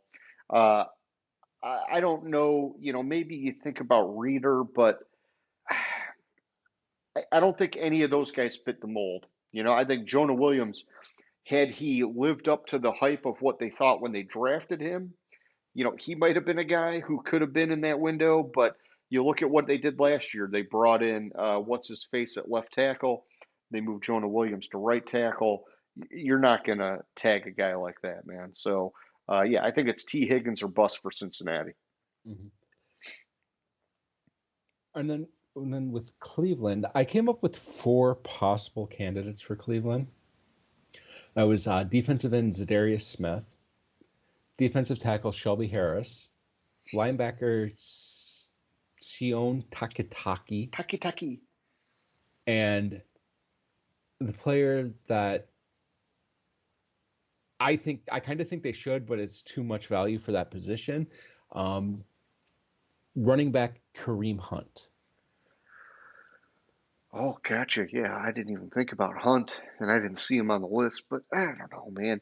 Running back, he's Right. Like he's running back, and running back is so undervalued. I think Kareem Hunt, I think he can be but he's can be that also, special player, but he needs the didn't they 1-2 punch. yeah, didn't And they lean more on Jerome Ford last year? Hunt was just a change of pace guy for him. well, Kareem Hunt. So if they were gonna franchise tag Kareem Hunt, because remember Kareem Hunt only played in like uh what did he play in last year? He only came in after After the injury to Chubb. after Chubb got hurt, and he was sitting on the couch. Yeah. Not And not he was a literally bit of a sitting on the couch. touchdown hawk, but I think Jerome Ford was like their main guy, right? And So so he had 135 carries, um, 9 touchdowns, but and that was in. yeah, they're uh, not going to tag him. Well, no, I I'm mean, not saying. especially because I guess you don't know what Chubb's status is going to be, right? Because they're saying, even though it was early in the year, they're saying it was such a brutal knee injury that his status will be in doubt for the start of next year. Right, and let me take a look. I like Kareem Hunt, and I think that's Yeah, what's kind I of like pushed him, it but I that wouldn't way. tag him. And so yeah, Jerome Ford had 204, where Kareem Hunt had 135, but Jerome Ford played in all 17 games, where Kareem Hunt played in 15. Okay. So that's the stats on it. Honestly, any of those 4 players, they're more likely to re-sign or replace in draft, free agency, or trade than franchise tag them. Especially like I I'm tilted because I like Kareem Hunt as a player. Yeah, Um, I like him as a running back. I think he really made Chubb what Chubb is by being there. they were a But then, great combo but also like 12 million for a running back, for a part-time back. yeah, is a little bit high. Yeah. Yeah, for me, man, honestly, I would look at Zadarius Smith, and he's got an 84 rating on lineups. He's on his I don't know, third team, right? But I really like the combo with him and Miles Garrett, and I Hmm. wouldn't want to break that up because you look at how successful their defense was last year. I think he's a big reason for that. But is it franchise tag worthy? I mean, I would consider it, but to me, I don't think Cleveland uses it on any of these guys. I agree. I was not saying that they were going to use it on them. Like Yeah, I'm saying, like I understand. I yeah, think they yeah. can We're re-sign or just replace. narrowing down the list. Yeah. Yeah. All right. And why don't you take it away with Dallas? All right, the freaking Cowboys, America's team, not. All right, so Dallas had at least What the three fuck's up? guys on the PFF list, and I stopped at three because after that they were guys outside of the top 100. And so you have offensive tackle Tyron Smith, 96 overall according to lineups. Cornerback Stephon Gilmore, 89 overall according to lineups. And then running back Tony Pollard, 87 according to lineups. Um, I don't think that Dallas tags anyone, in my opinion. Tyron Smith, I love him. I love that 96 rating, but he's old as dirt at this point for, NFL years, and he gets hurt more than you would like. Uh, Gilmore, a bit of a journeyman now at this point of his career. You're not going to tag him. And then Pollard, I think we kind of saw it last year. He's good, but he's better in a committee, and you're not going to tag a guy if you're going to pair him up with somebody else. And so I don't see anybody for Dallas, but what are your thoughts there, man? Well, first, I apologize. I don't You're know the what the fuck's shadow wrong with my man. camera. I don't know what the fuck's wrong with my camera. Like, I have lights on all over the fucking place, and it has me fucking dark as hell. So I apologize for that. But anyways, It is freaky. It looks like you're hanging out in the dark. yeah. So anyways, I don't think Dallas really tags anyone. Like who they've tagged the past. So the past 4 seasons they tagged Tony Pollard last year. Didn't really work out in this coming into this year. He didn't really do shit. Dalton Schultz in 2022 didn't get a long-term contract, and then 2 years in a row they tagged Dak Prescott, who did get a long-term deal, but I thought that was a waste because I don't think Dak Prescott's a good quarterback. Um, and I think he's also, good. He's just not great. I okay, can you win a Super Bowl with Hey, Dak you're Prescott? back. You're Yeah, back. I don't know. I did nothing. Can you win a Super Bowl with Dak Prescott? I don't think you can. Therefore, you shouldn't be paying him was it like fucking $35 million a year? You just rather throw him back into the pond and try and Yeah, draft another guy?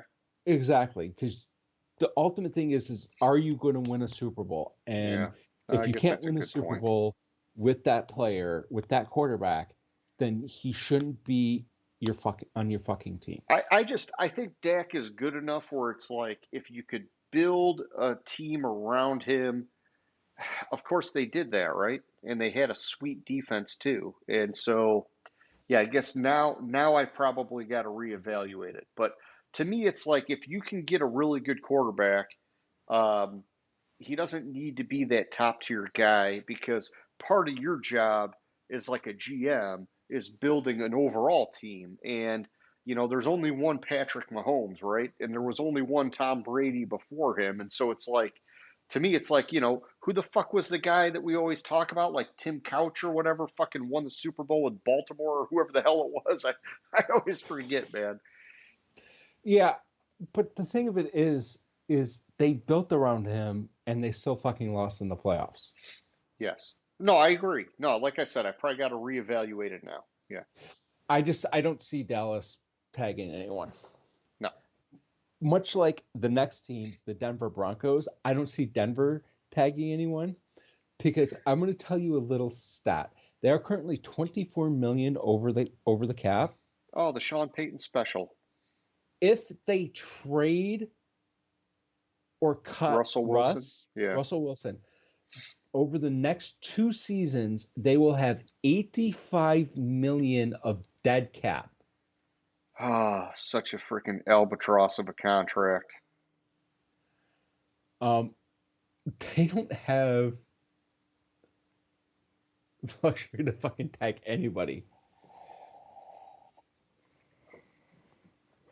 And that's including their free agent kicker, Will Lutz, who would be a $5.5 million. Like, they don't have the ability Yeah. to tag anyone. They are the example of what the fuck is the league going to do if the team can't get under the cap. Yeah. Well, and they don't have anybody to tag anyhow. On the Yeah. PFF list, they did have a handful of guys I was surprised about, but the ratings are all low. You got center Lloyd Cushenberry, 78, linebacker Josie Jewell, 78, and tight end Adam Troutman, who they brought in from New Orleans, 73. Um, I like Josie Jewell a lot.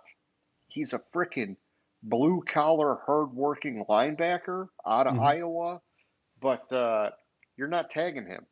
You know, he doesn't fit the mold, man. He's not an 85 plus with a high ceiling. He's one of these guys that's been a grinder for them and been good for them, but he's a backup on almost any other team. And then Cushenberry, yeah, you want to keep your offensive line solid, but they went out, they spent their money on Michael McGlinchey last year, and Cushenberry's a sub 80 rating. You're not going to tag that guy. So, Mm-hmm. and then Troutman, come on, he's a 73 overall. Obviously, you're not tagging him. You're not tagging a freaking tight end unless it's like the next Rob Gronkowski. Or if it's Travis Kelce. Yeah. But he was baby count. Gronk, right? Remember, he wanted everybody to call him that when he was younger. And then he got mad and he's like, they got to stop calling me baby Gronk now.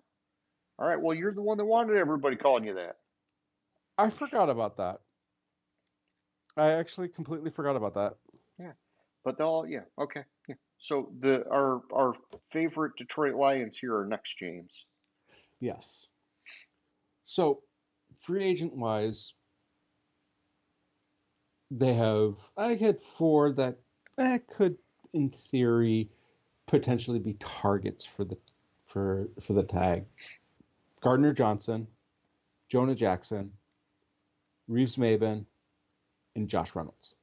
Yep.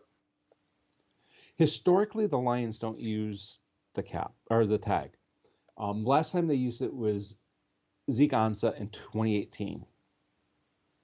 And how this front office's theory and what they've done there is they build the foundation through the draft and developing talent and trade for players. If they had somebody like, I don't know, if like Penny Sewell was a free agent, I would say yes, tag him. Yeah, sign him long term, but tag him if you have to. Yeah, but outside of Penny Sewell, like there are probably few players who aren't going into free agency on the Lions that I would say yes, definitely tag that player. Yeah, I'm with you, man. I did hear some rumblings of people wanting them to hang on to Jonah Jackson and possibly to the point of tagging him. And I thought, no, you're fucking crazy. I like Jonah Jackson, but you can't have that much money wrapped up in your offensive line. You already got 3 first-round picks there, and you're going to have to pay Sewell next year if you don't extend him this year. So don't do it. Jonah Jackson can walk. They'll find a guy to fill in for him. I have faith in Brad Holmes and company. Josh Reynolds, sorry, man, you're a wide receiver 3 or 4 at best on most teams. You're not taggable. I would consider Chauncey Gardner-Johnson, but I think we saw so much positive and high upside out of Brian Branch that if you think you're going to get answers at cornerback, you don't really need to worry about bringing Gardner Johnson back Hmm. because he did get hurt for a portion of the year. And, really, him and Brian Branch kind of played the same position, right? So it's kind of tough. I know a lot of teams have been moving to like a three safety defense, and I love his intensity. I would want him back. I just don't know that he fits the mold of a tag guy, to be honest. I think he's close, but he's not quite there. I agree. So Then we that have takes us to the Packers, man. to the Packers. Honestly, of the people that were scheduled or potential free agents this offseason, they had one player that if they did not sign him to an extension during the season, I would say he would be taggable or he would be the player they tag, but that's Rashawn Gary. Like outside of that, Yeah. like their free agents, AJ Dillon, Cassian Nixon, Runyon, and Darnell Savage. I don't think the contract that those players would require or need come to the value of the tag. So I don't think Green Bay tags anyone. Yeah. Yeah. I think, what was it? AJ Dillon, what was he, a late first round pick? I Is know he that was first? one of the Rodgers ones they were bitching about. Or no, was he a second rounder? I think he was a second round pick because I think that was the draft that Oh, they took Jordan Love. Jordan Love, yeah. Yeah. So AJ Dillon Yeah, so he would have was been a second he was a rounder. He second. would have a fifth year option, right? So I think that they want him back badly because they like his combo with Aaron Jones, Mhm. but I don't think he's good enough to tag. And then I like John Runyon, but same kind of thing. He's not really a taggable guy. You don't really see interior offensive linemen get tagged. And so, um, and then Darnell Savage, he's just not, 76 rating. I'm not tagging him either. So I don't think Green Bay's got a guy this year. And that's not to say that they're lacking talent because I think Green Bay has a lot of talent on their team. They just don't have any of those guys hitting free agency this year, which is good for them. So, Yeah, good for them. fuckers. But yeah, good for them. So then we go to Houston. And when you look at Houston, there's only one player that's worth the tag. And it's because I'll talk about Chicago and what Chicago did with Sure. Montez Sweat when I'm talking about this player. They just gave Montez Sweat a 4-year, $98 million contract.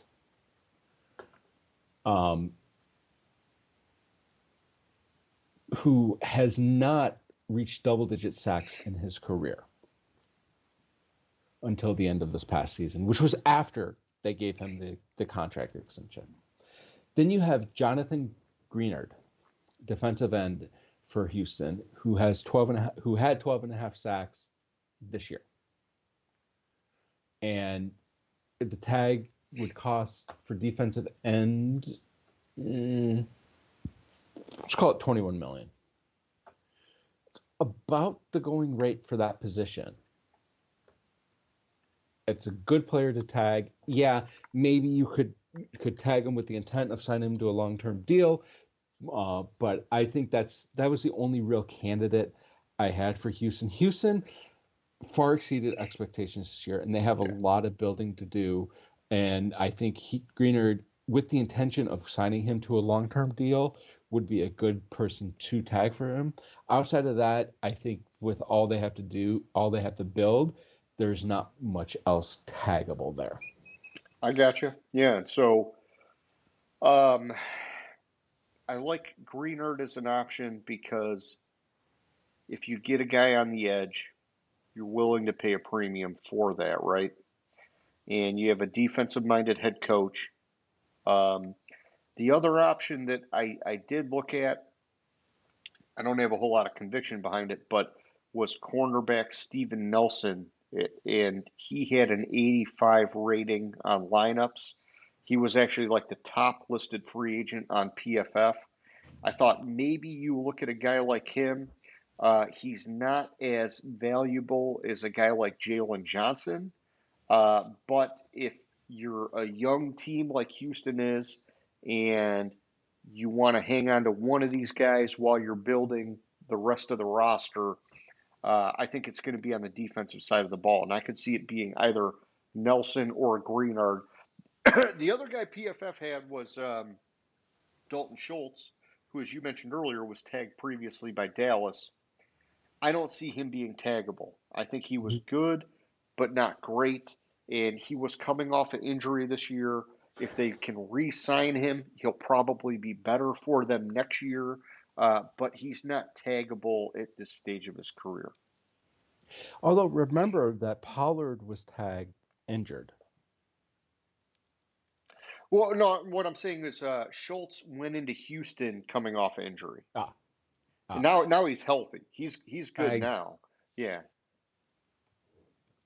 But I was saying it as like an explanation for why maybe his season was a little underwhelming for what they wanted, right? I gotcha. I somehow missed that part of it, but Sorry, it's all good, man. I just forgot.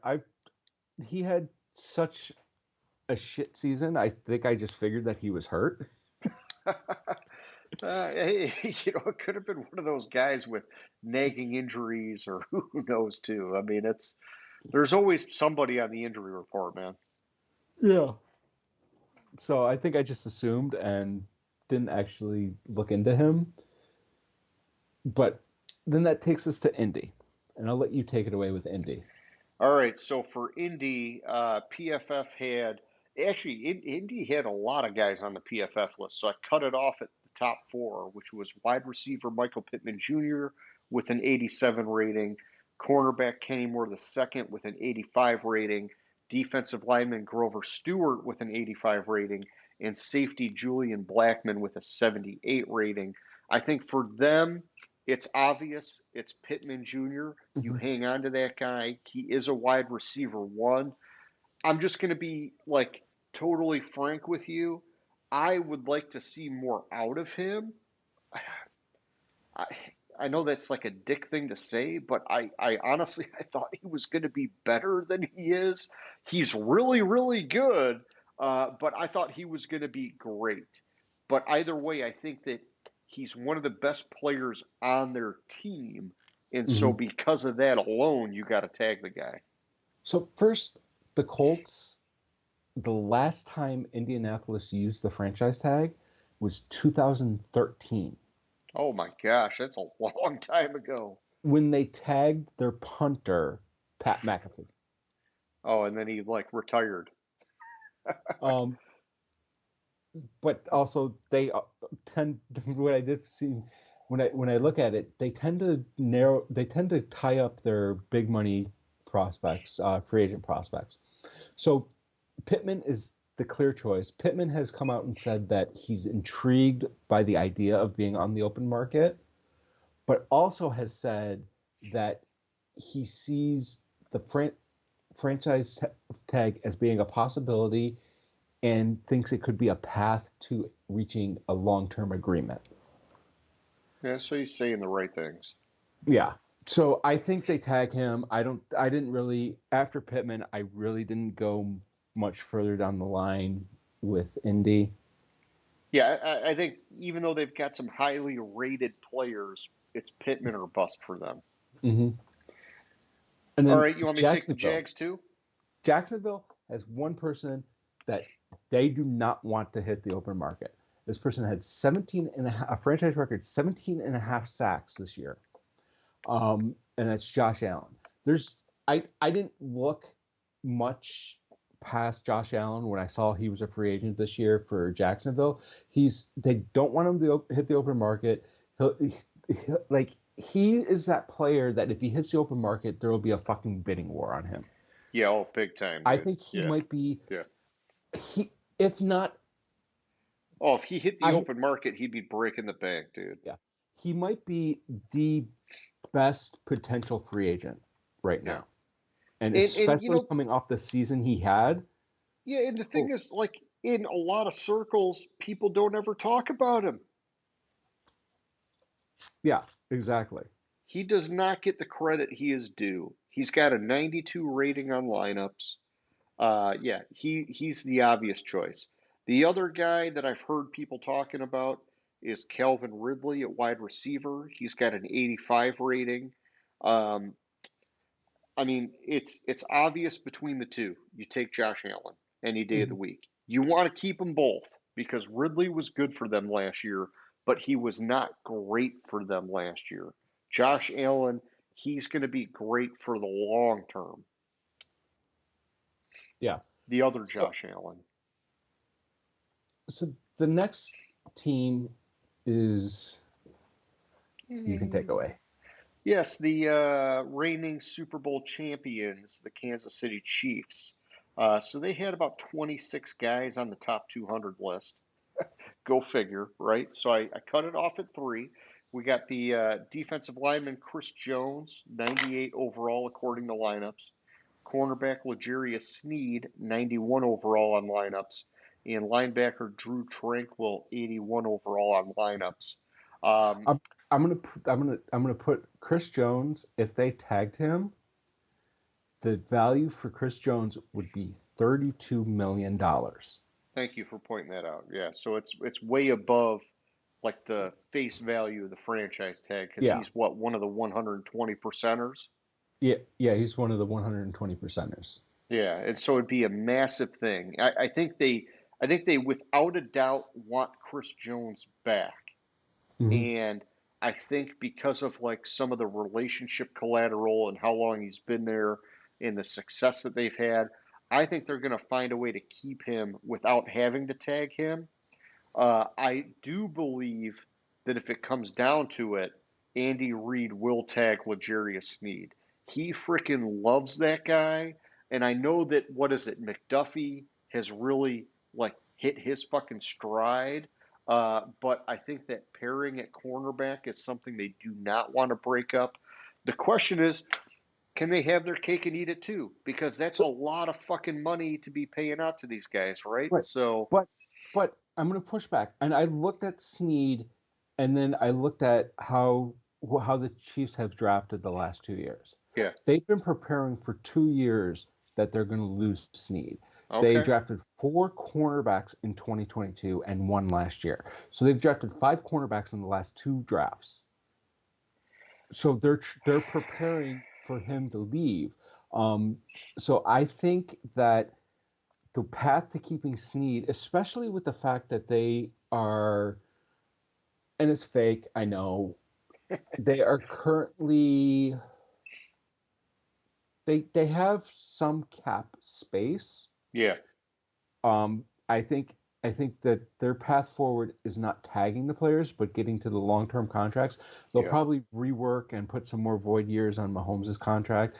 There's like, doesn't Mahomes' contract like guarantee he's like the top in the top three paid quarterbacks every season or some ridiculous thing like that? I don't remember what it is, but it's. I know they've already given him more money, right? And so there's Hmm. something to it, right? Yeah, So his cap hit this year, Mahomes speaking of ridiculous cap, is his cap hit this year is 58 58.6 million. yeah. I mean, well Next year, deserved. next year it's 61 million. The following year it's 63 million. I know, but you're gonna pay Mahomes whatever you gotta pay him. I mean, So you already got three Super Bowls with the dude. so he has $63 million fully guaranteed at signing, including a $10 million signing bonus. 141 million is guaranteed for injury, and a total of 477.631 million can become guaranteed based on roster status. Um, Upon signing, this is like, I just wanted to talk about his fucking contract for Yeah, a minute. It's 2020, 2021, and 2022 salaries became guaranteed. On the third day of the 2021 league year, 2023 salary and bonuses became fully guaranteed. On the third day of 2022, 2024. So on the third day of the league year, the following, not that current year, but the following year becomes guaranteed. Uh, blah blah blah blah blah. The Chiefs converted salary to roster bonus or to signing bonus last year. I'm sorry, 2021, and giving him a raise of 48.3 million from 23 to 26. They added 2 void years, 2032 and 2033, and changed his incentives to escalators to help create. This is just ridiculous. Like I was looking for it, and I thought there was like some guarantee that they're just going to keep him there, dude. They're going to keep him yeah, at the top. he was in the top like 10 for value or contract for quarterbacks. Apparently the lowest cap hit for Mahomes, which there is no real out for them on the contract if he just fucking Yeah, if becomes something happens a to him, pump, yeah. is like He the gains lowest year 300 is. pounds. He's the next Jared Lorenzen.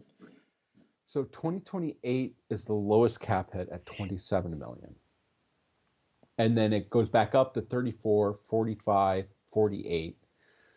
Total life of the contract, I mean, it's just fucking ridiculous, this contract. And I can't find it.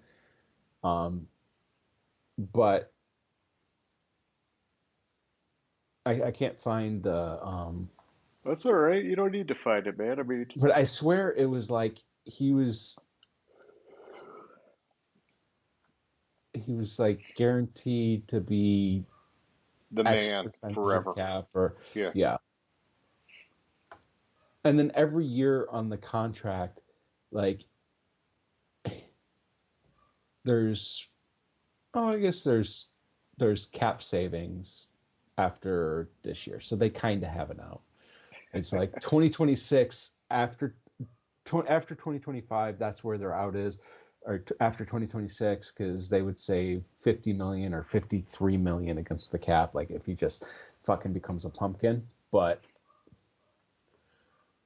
But he won't because he's amazing. So, all right, we're back. We're rolling. And we left off on Kansas City. I think we're moving on to the Las Vegas Raiders here, James. yeah, that's who I have next as well. For the Raiders, like I saw one potential candidate, but like I think they kind of went away from moving or using him, but I think it might be good to consider is Josh Jacobs, especially with the fact that they're basically going to be having O'Connell and they need the running game there. Even though he's coming off the worst season of his career, but they didn't use him. Yeah, no, for a guy that they tagged and had, like right around 2,000 total yards or whatever the year before, Mm-hmm. they totally just like changed their plan with him, man. It was so stupid. But But I agree with you. If they're going to a younger quarterback, bring this guy back and make him your workhorse again and help carry the load while you acclimate your quarterback. And he is the only option. You got Andre James at center and Jermaine Ulamore at tackle, both with 70-ish, one of them is 78, the other one's a 73 rating. They're not mm-hmm. taggable. And so, yeah, it was a down year, but I don't think it was. Here's the thing, it's just like Saquon Barkley had a down year compared to the year before, too, right? To me, Yes. that was Saquon. We're seeing more of the real Saquon. Mm-hmm. Yeah, Saquon has potential, but Saquon also can just suck too. Uh, Austin Eckler, yeah, he's great, but then he runs his mouth and then he's not so great. And Tony Pollard, great when he's in a tandem, not as great when he's the one and only guy.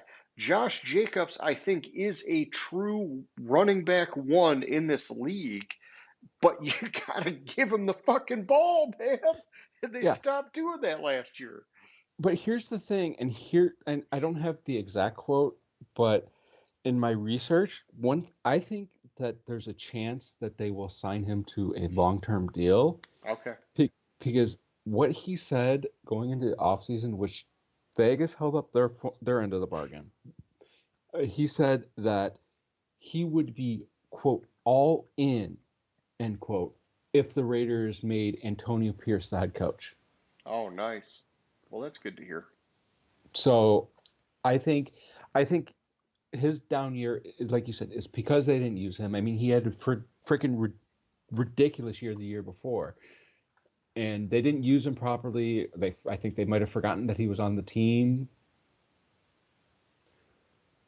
It was a But McDaniel's stupid bullshit thing, right? Like, oh, mhm, we tagged him, and so everybody thinks we're gonna run the wheels off of him. But guess what? We're gonna air it out every game and trick everybody, and then I'm gonna get fired because we suck. mhm, exactly. So then that moves to us to the Los Angeles Chargers, Yes, your favorite team of all time. and they had their top four free agents: Eckler, Kenneth Murray Jr., Gerald Everett, and Michael Davis. No, First, you have Loki Gilman? mm, No, it's all right. that's He who I was on the had as the top PFF. four. He was on the PFF list. All right, that's all I'm saying. But yeah, My point is not one of those free agents played last year up to a level that the franchise tag will cost them. no, not even close. Also, they are so salary cap strapped. They are, let me get the updated number. They are 31.7 million over the cap. Yeah. And they're How bringing in Jim Harbaugh, head coach. He's going to make a ton of changes. exactly. Herbert is the only guy that's safe on that team, right? Harbaugh's got to put his fingerprints on that team. Anybody that's making any kind of money is on the hot seat. Exactly. Then move on to the Rams. Yes. Um, the only player that I saw as potentially taggable for the Rams, the value of the franchise tag, and you don't see this position tagged that often, is higher than the Rams would pay for an offensive lineman, and that's Kevin Dotson. Yeah. They did trade for him in training camp, which I don't have the details on the trade. The good news for the Rams is they have a lot of cap space right now to spend in free agency. They have $41 million to spend in free agency. They can get a guy.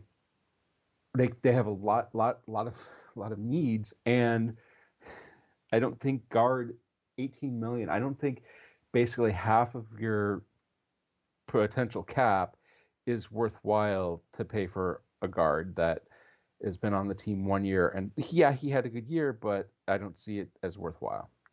No, I agree with you, man. They had a little bit of a Super Bowl strip down, right? And now they're back into a position where they can start to go back up. And really, you saw it last year with a healthy Stafford. They could get it to still be afloat with some of these cap constraints and other things going on in the background. Um, PFF also had safety Jordan Fuller at a 77 with lineups, and then center Coleman Shelton at a 70. I don't see either of those guys being taggable, and I don't think Dotson either. We kind of covered it earlier. Typically, those interior offensive linemen almost never get the tag. I think the Rams are better off without it. Mm-hmm. And we go to Miami, and there's clearly one player, even though Miami is currently sitting at a cool $33 million over the cap. There is one player, he fits all our criteria. He's a young player that could be a cornerstone for it. He's coming off his first contract. He was drafted in 19, and didn't do they didn't they didn't pick up his fifth year option. 19, 20, 21, 22. Oh, no. 23 was his fifth year. Sorry, my mind went blank on that. So even though they're kind of strapped for the cap, like this is a player that they tried to get a contract extension during the season, couldn't get it. He would be, and that's Christian Wilkins. He had 9.5 sacks this past year, and Yeah, I think defensive tackle. Defensive tackle. I think that using the tag on them is giving them the time because both sides have expressed interest for him staying there long term. Yeah. It's just having the time to iron out the details of that contract. Yeah, I like that pick. We talked about him earlier in the year when we talked about options for the Lions possibly to go after to try and beef up the defensive line. And he was one of those like dream scenarios. If you could find a way to get him, you would, but you'd be giving up a shit ton to get him. And so interior defensive lineman, 87 rating on lineups. But I think he's above and beyond that, and you're not going to let him get away. Miami does have some other big name guys, or higher rated guys, rather. Offensive guard Robert Hunt at an 83, center Connor Williams at an 83, and edge Andrew Van Ginkel at an 85. But you can only use one tag, and it's going to be Christian Wilkins if it comes down to it. Those other guys, probably not taggable anyhow for various reasons. But yeah, I agree with you, man. Wilkins or bust. Yeah. And we have Minnesota who's in a interesting situation. Yes. They have two players that I would consider tagging, but they cannot place the franchise tag on them. And that's Kirk Cousins, but Cousins' contract doesn't end till March 13th. Okay. So they can't place the tag on him because he's still under contract at the deadline to place the tag on him. Yeah, so was that something that he did by design to make sure he had sort of like a no franchise tag clause? Yes. Yeah, I thought it was something like that. Yeah. It was intentionally done after the tag deadline. The other player is Danielle Hunter. But Danielle Hunter has a no tag clause in his contract. Oh, I didn't know that he had one. Okay. All right. Outside of that, like those were the two obvious ones I found. I didn't go much further after that, but like those are the two obvious people that are entering free agency, but they can't tag them. So I don't see Minnesota, because you have to get long-term deals on those two players if you want to keep them, and them being they'll be big time money guys. Yeah. And being big time money guys, they have about 32 million in cap space this year. And I think even though he's not under contract, of that of their cap hit this year, Cousins still takes up 29 million in cap. Oh, the way they do these freaking contracts blows my mind, man. Yeah. Yeah, so the only other guy on the PFF list was offensive guard Dalton Risner, and lineups has him at a 74 rating. You're not going to tag that guy. No. And so, yeah, it looks pretty obvious that Minnesota's not using the tag this year, even though I'm sure they desperately want to. And then we go to New England. Yes. They have one player that I see as tag worthy, and I don't think they should use the franchise tag because they have to go through a rebuild. And I'm sorry, they have two players that are tag worthy. They have Kyle Duggar at safety, who played more snaps on defense than anybody else last year, and he's basically come into his own and is like the man on the Patriots defense. Run support, coverage kind of breaks down, but he plays basically 4 downs, and he's in his prime years. And that's well, I keep wanting to say Belichick. Ugh. And then you have offensive lineman Mike and Wanahu. But tagging Duggar will cost less money than tagging Wanahu. So I think they tag Duggar or Duger or however the fuck you want to pronounce it. I'm not sure how you say it, but yeah, and the higher rated guy is actually offensive tackle Trent Brown, but he's been around now long enough that he's not really a taggable profile kind of guy. PFF also had Hunter Henry on their list. Lineups has him at a 79, and they had edge Josh Uche at lineups had a 73. Not going to tag a 73. My gut is telling me the Patriots are not going to use the tag because there's just so much change going on that they don't want to basically be hamstrung by the tag as they're starting a new era with a new head coach. Right. And I will agree with you there. I was just saying, if of the 2 players I saw as tag worthy, that Duggar would be the if they tagged somebody, Duggar would be a better choice than Wanahu. Oh yeah, and what's his name? They've got a defensive-minded head coach, right? Former linebacker, so that would be the way to go if they're going to do it, probably. But yeah, I agree. I don't see it happening, man. Mm-hmm. And then we go to the Giants. I don't see the Giants tagging anyone. Are we going? We're doing the Saints later. You got them. What's your order on your list? I am dumb and don't know how the alphabet works. Oh, well, don't be so hard on yourself. All right, we have the Saints.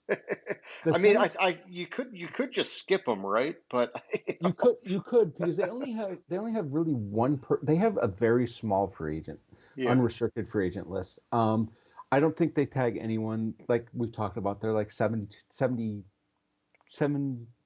billion over the cap. Yeah, an impossible amount over. Yeah, they'll figure out a way, but I think the only free agent that they really have that are the biggest name that's a free agent is Andrus Peat, and I don't see them tagging anyone. Yeah, PFF has Michael Thomas as their top free agent, but come on, you're not going to tag Michael Thomas of 2018 maybe. Yeah, and even then, if you had a crystal ball back then, you would never tag the guy anyhow because he's been nothing but a bust ever since they gave him the big money to begin with. So exactly. Yeah, and they also had Jameis Winston on there, but obviously you're not going to tag your backup quarterback. So no tag for New Orleans. 100%. Now we can go to the Giants. Now we'll go to the Giants. The only real potential candidate to be tagged that I saw on the Giants, it'd be stupid for them to tag, and that's Saquon. This year's free agency market for running back is ridiculously flooded. Saquon was tagged, and then they worked out some weird. Oh yeah, we're going to give him an extra $1 million or whatever. Yeah. He had less than 1,000 yards, and he's now 27, past his prime. He said he wants to return to basically the information I found. Giants say they want Barkley to return, and he wants to finish his career in New York. But he's gonna hit free agency. I don't see them tagging anyone, unless I missed somebody on the list. But I couldn't find anyone for them. So. Oh, yeah. Also, the last person that let me go back to it. The last person that. No, never mind. That's another team. Sure. Yeah, I think they want him back, right? Because he scored 10 touchdowns. He had like 6 on the ground and 4 through the air, but it was a really, really, really underwhelming season for him. And he started posturing very early on that it was because of the quarterback situation, not because of him. And so he's trying hard to leverage everything he can. I still just do not have that much faith in Saquon Barkley. I would not tag him. He's only had one good year in his career. The other option on PFF was safety Xavier McKinney with an 86 rating according to lineups. If I'm the Giants, I'm not tagging anybody, man. Yeah. And then we have the Jets. It's the same type of situation. I'm not tagging anyone. The one of their free agents I found are the top free agent I found was Bryce Huff, but he only played 42% of the snaps last year, and he's basically the same player as McDonald, the 20 who they picked in the first round last year. So I don't see them tagging anybody. Oh, Yeah, and they would get a compensatory pick if they lost him. Gotcha. Yeah, I'm with you on that, man. PFF also had Mekhi Becton and Jordan Whitehead as options, not as options, but as their free agents that made the top 200 list. I think Bryce Huff would be the only one to consider, but because he's a part-time player, you wouldn't tag him.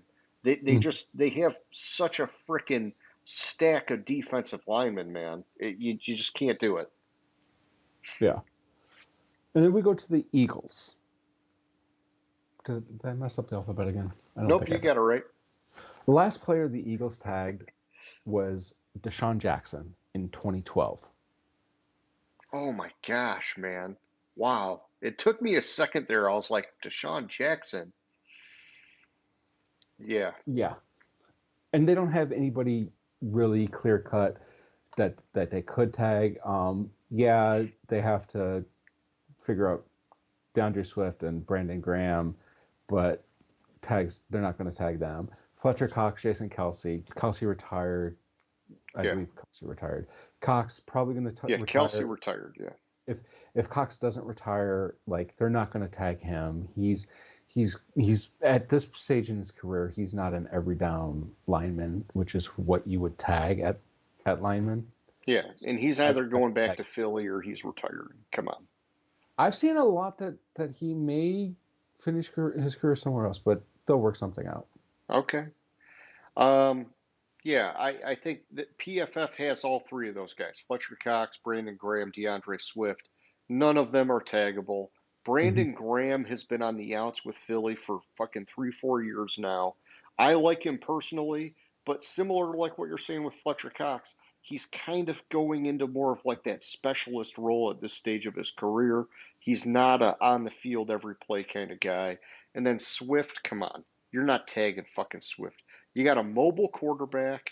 Swift had a really good year, but that's because it was his first year leaving the Lions. He won't repeat it. Yeah, exactly. And we have Pittsburgh. Pittsburgh doesn't really have any taggable players. Of their free agents, like Mason Rudolph, Marcus Golden, Miles Killer, all of those players could come back for less than the tag value. One of them that I saw as a potential would be Quan Alexander, but the problem is he's coming back from torn Achilles and might not even be available till mid-season. So you're not going to tag a guy to play half the year. No, and he's been on like 7 teams. You're not tagging a journeyman. No, I agree with you, man. PFF had Chukwuma Okorafor, Marcus Golden at edge, and then Mason Rudolph at quarterback. How Mason Rudolph made the top 200 list on PFF is blowing my fucking mind. But either way, you're not tagging any of those guys if you're Pittsburgh. Yeah. Then you have San Francisco, and I have to still look this up. But so San Francisco basically only had one player that I would consider tagging, and I want to look something up first on him. Okay.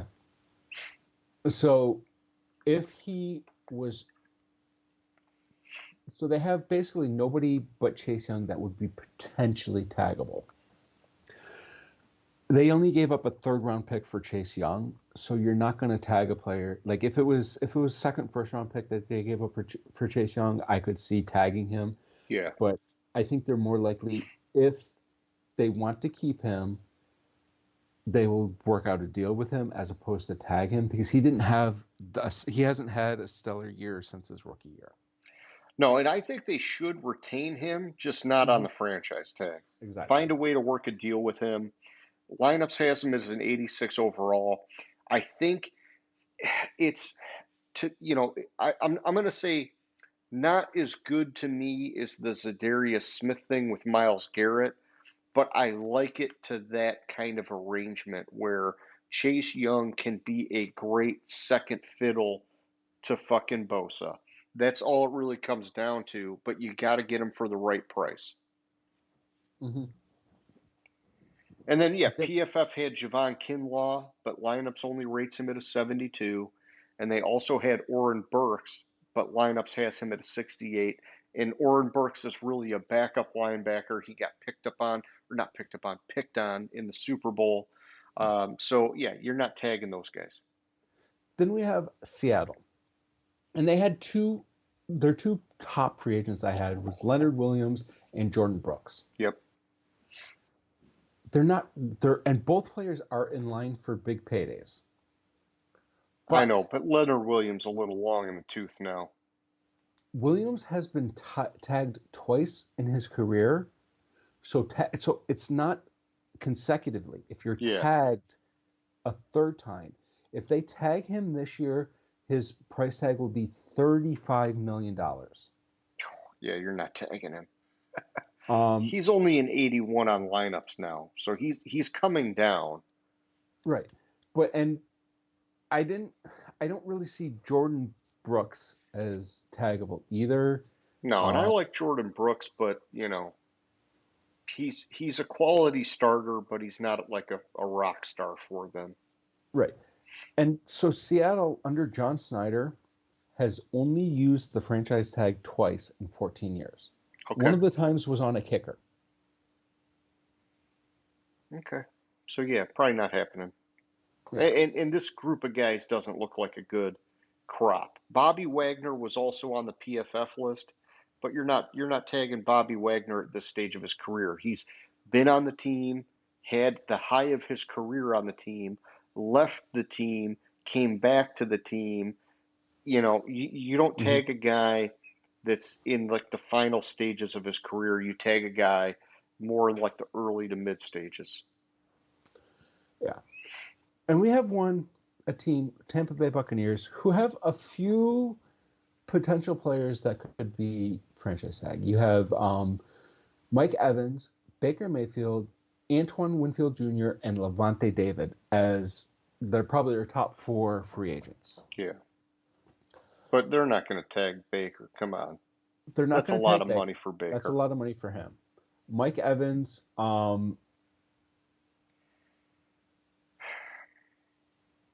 So Baker would eat up like all their cap space. Evans wouldn't be good for his morale.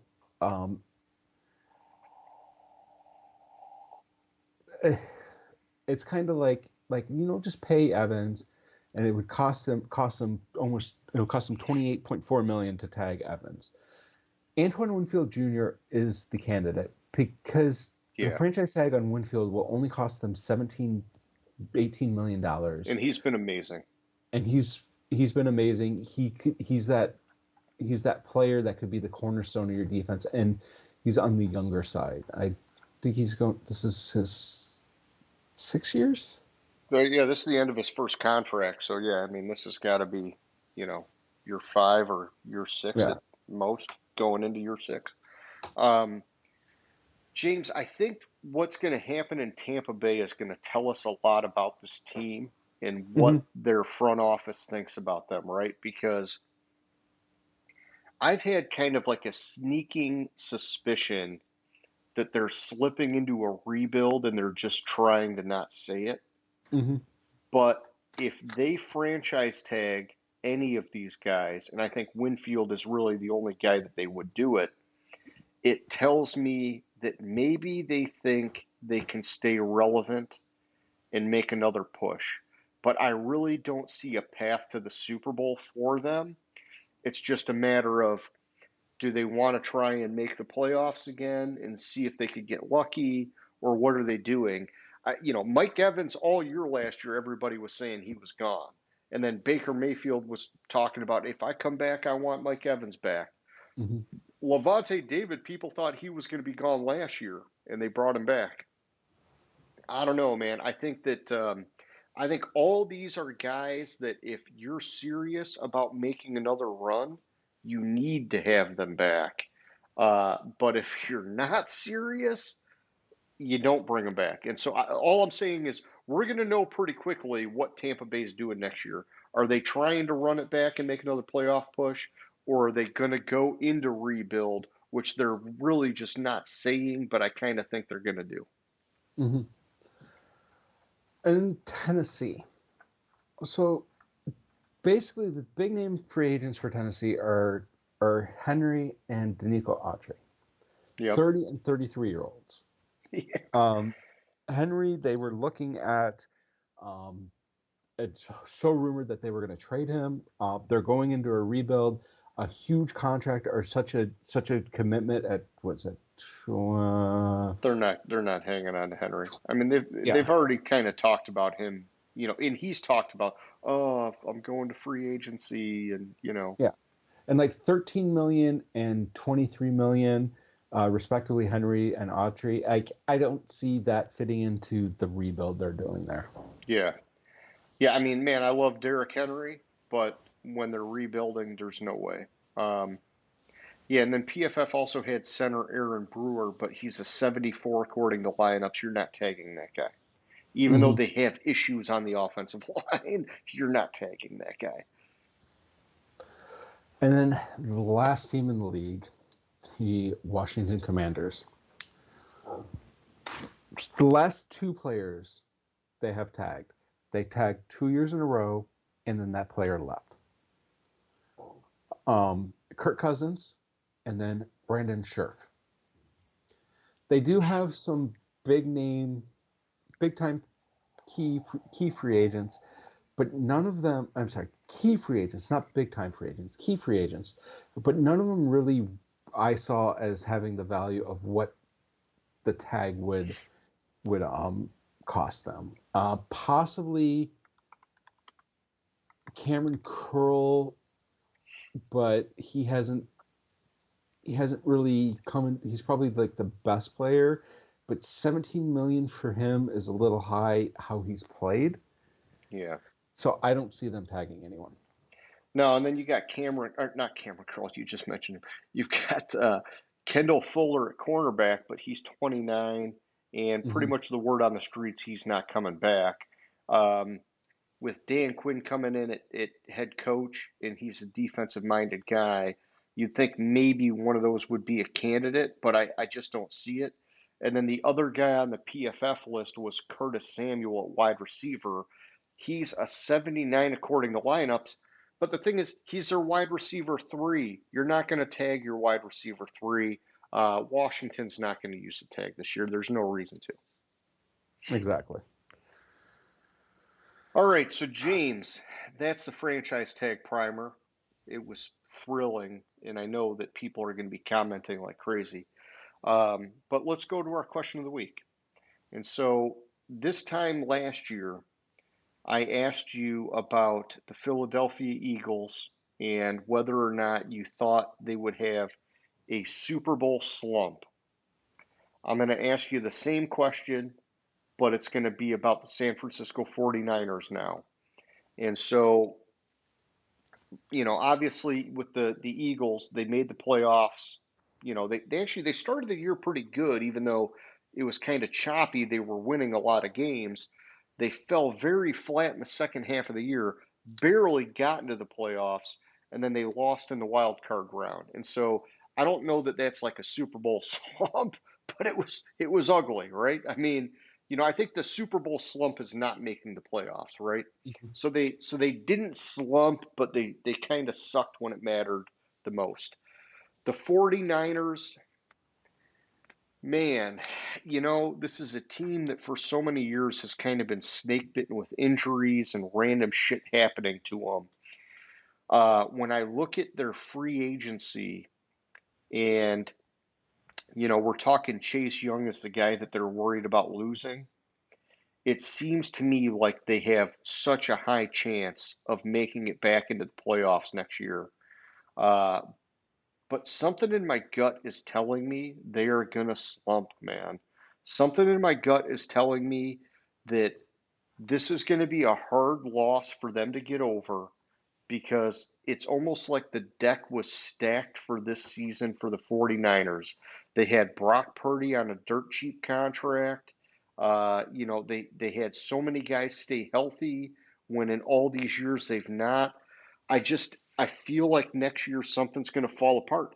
And I don't know. I think they're in the right division to make another run back at it, but it just I don't know. It just seems like something is always happening against these guys, and they finally got there, but they couldn't pull it off. I'm going to say yes, they will, and it's more of the last 3 years: NFC Championship game, NFC Championship game, Super Bowl loss. You go back to 2020, they were 6-10, the year after they made the Super Bowl again. I think all these games are going to take a toll on them, and all these games over the last couple of years are going to finally take the toll on them, and yes, they will slump. Okay, so we both think it's going to be a slump. Okay. Well, that's it. That's question of the week. All right. I don't know.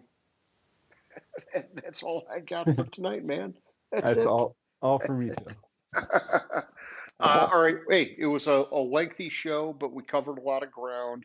And like always, man, it's a good time. For anybody who's watching, we hope you liked it. If you did, subscribe, comment, like, all those positive things. Shit, send me a text message. I don't care. We just want to hear from you guys.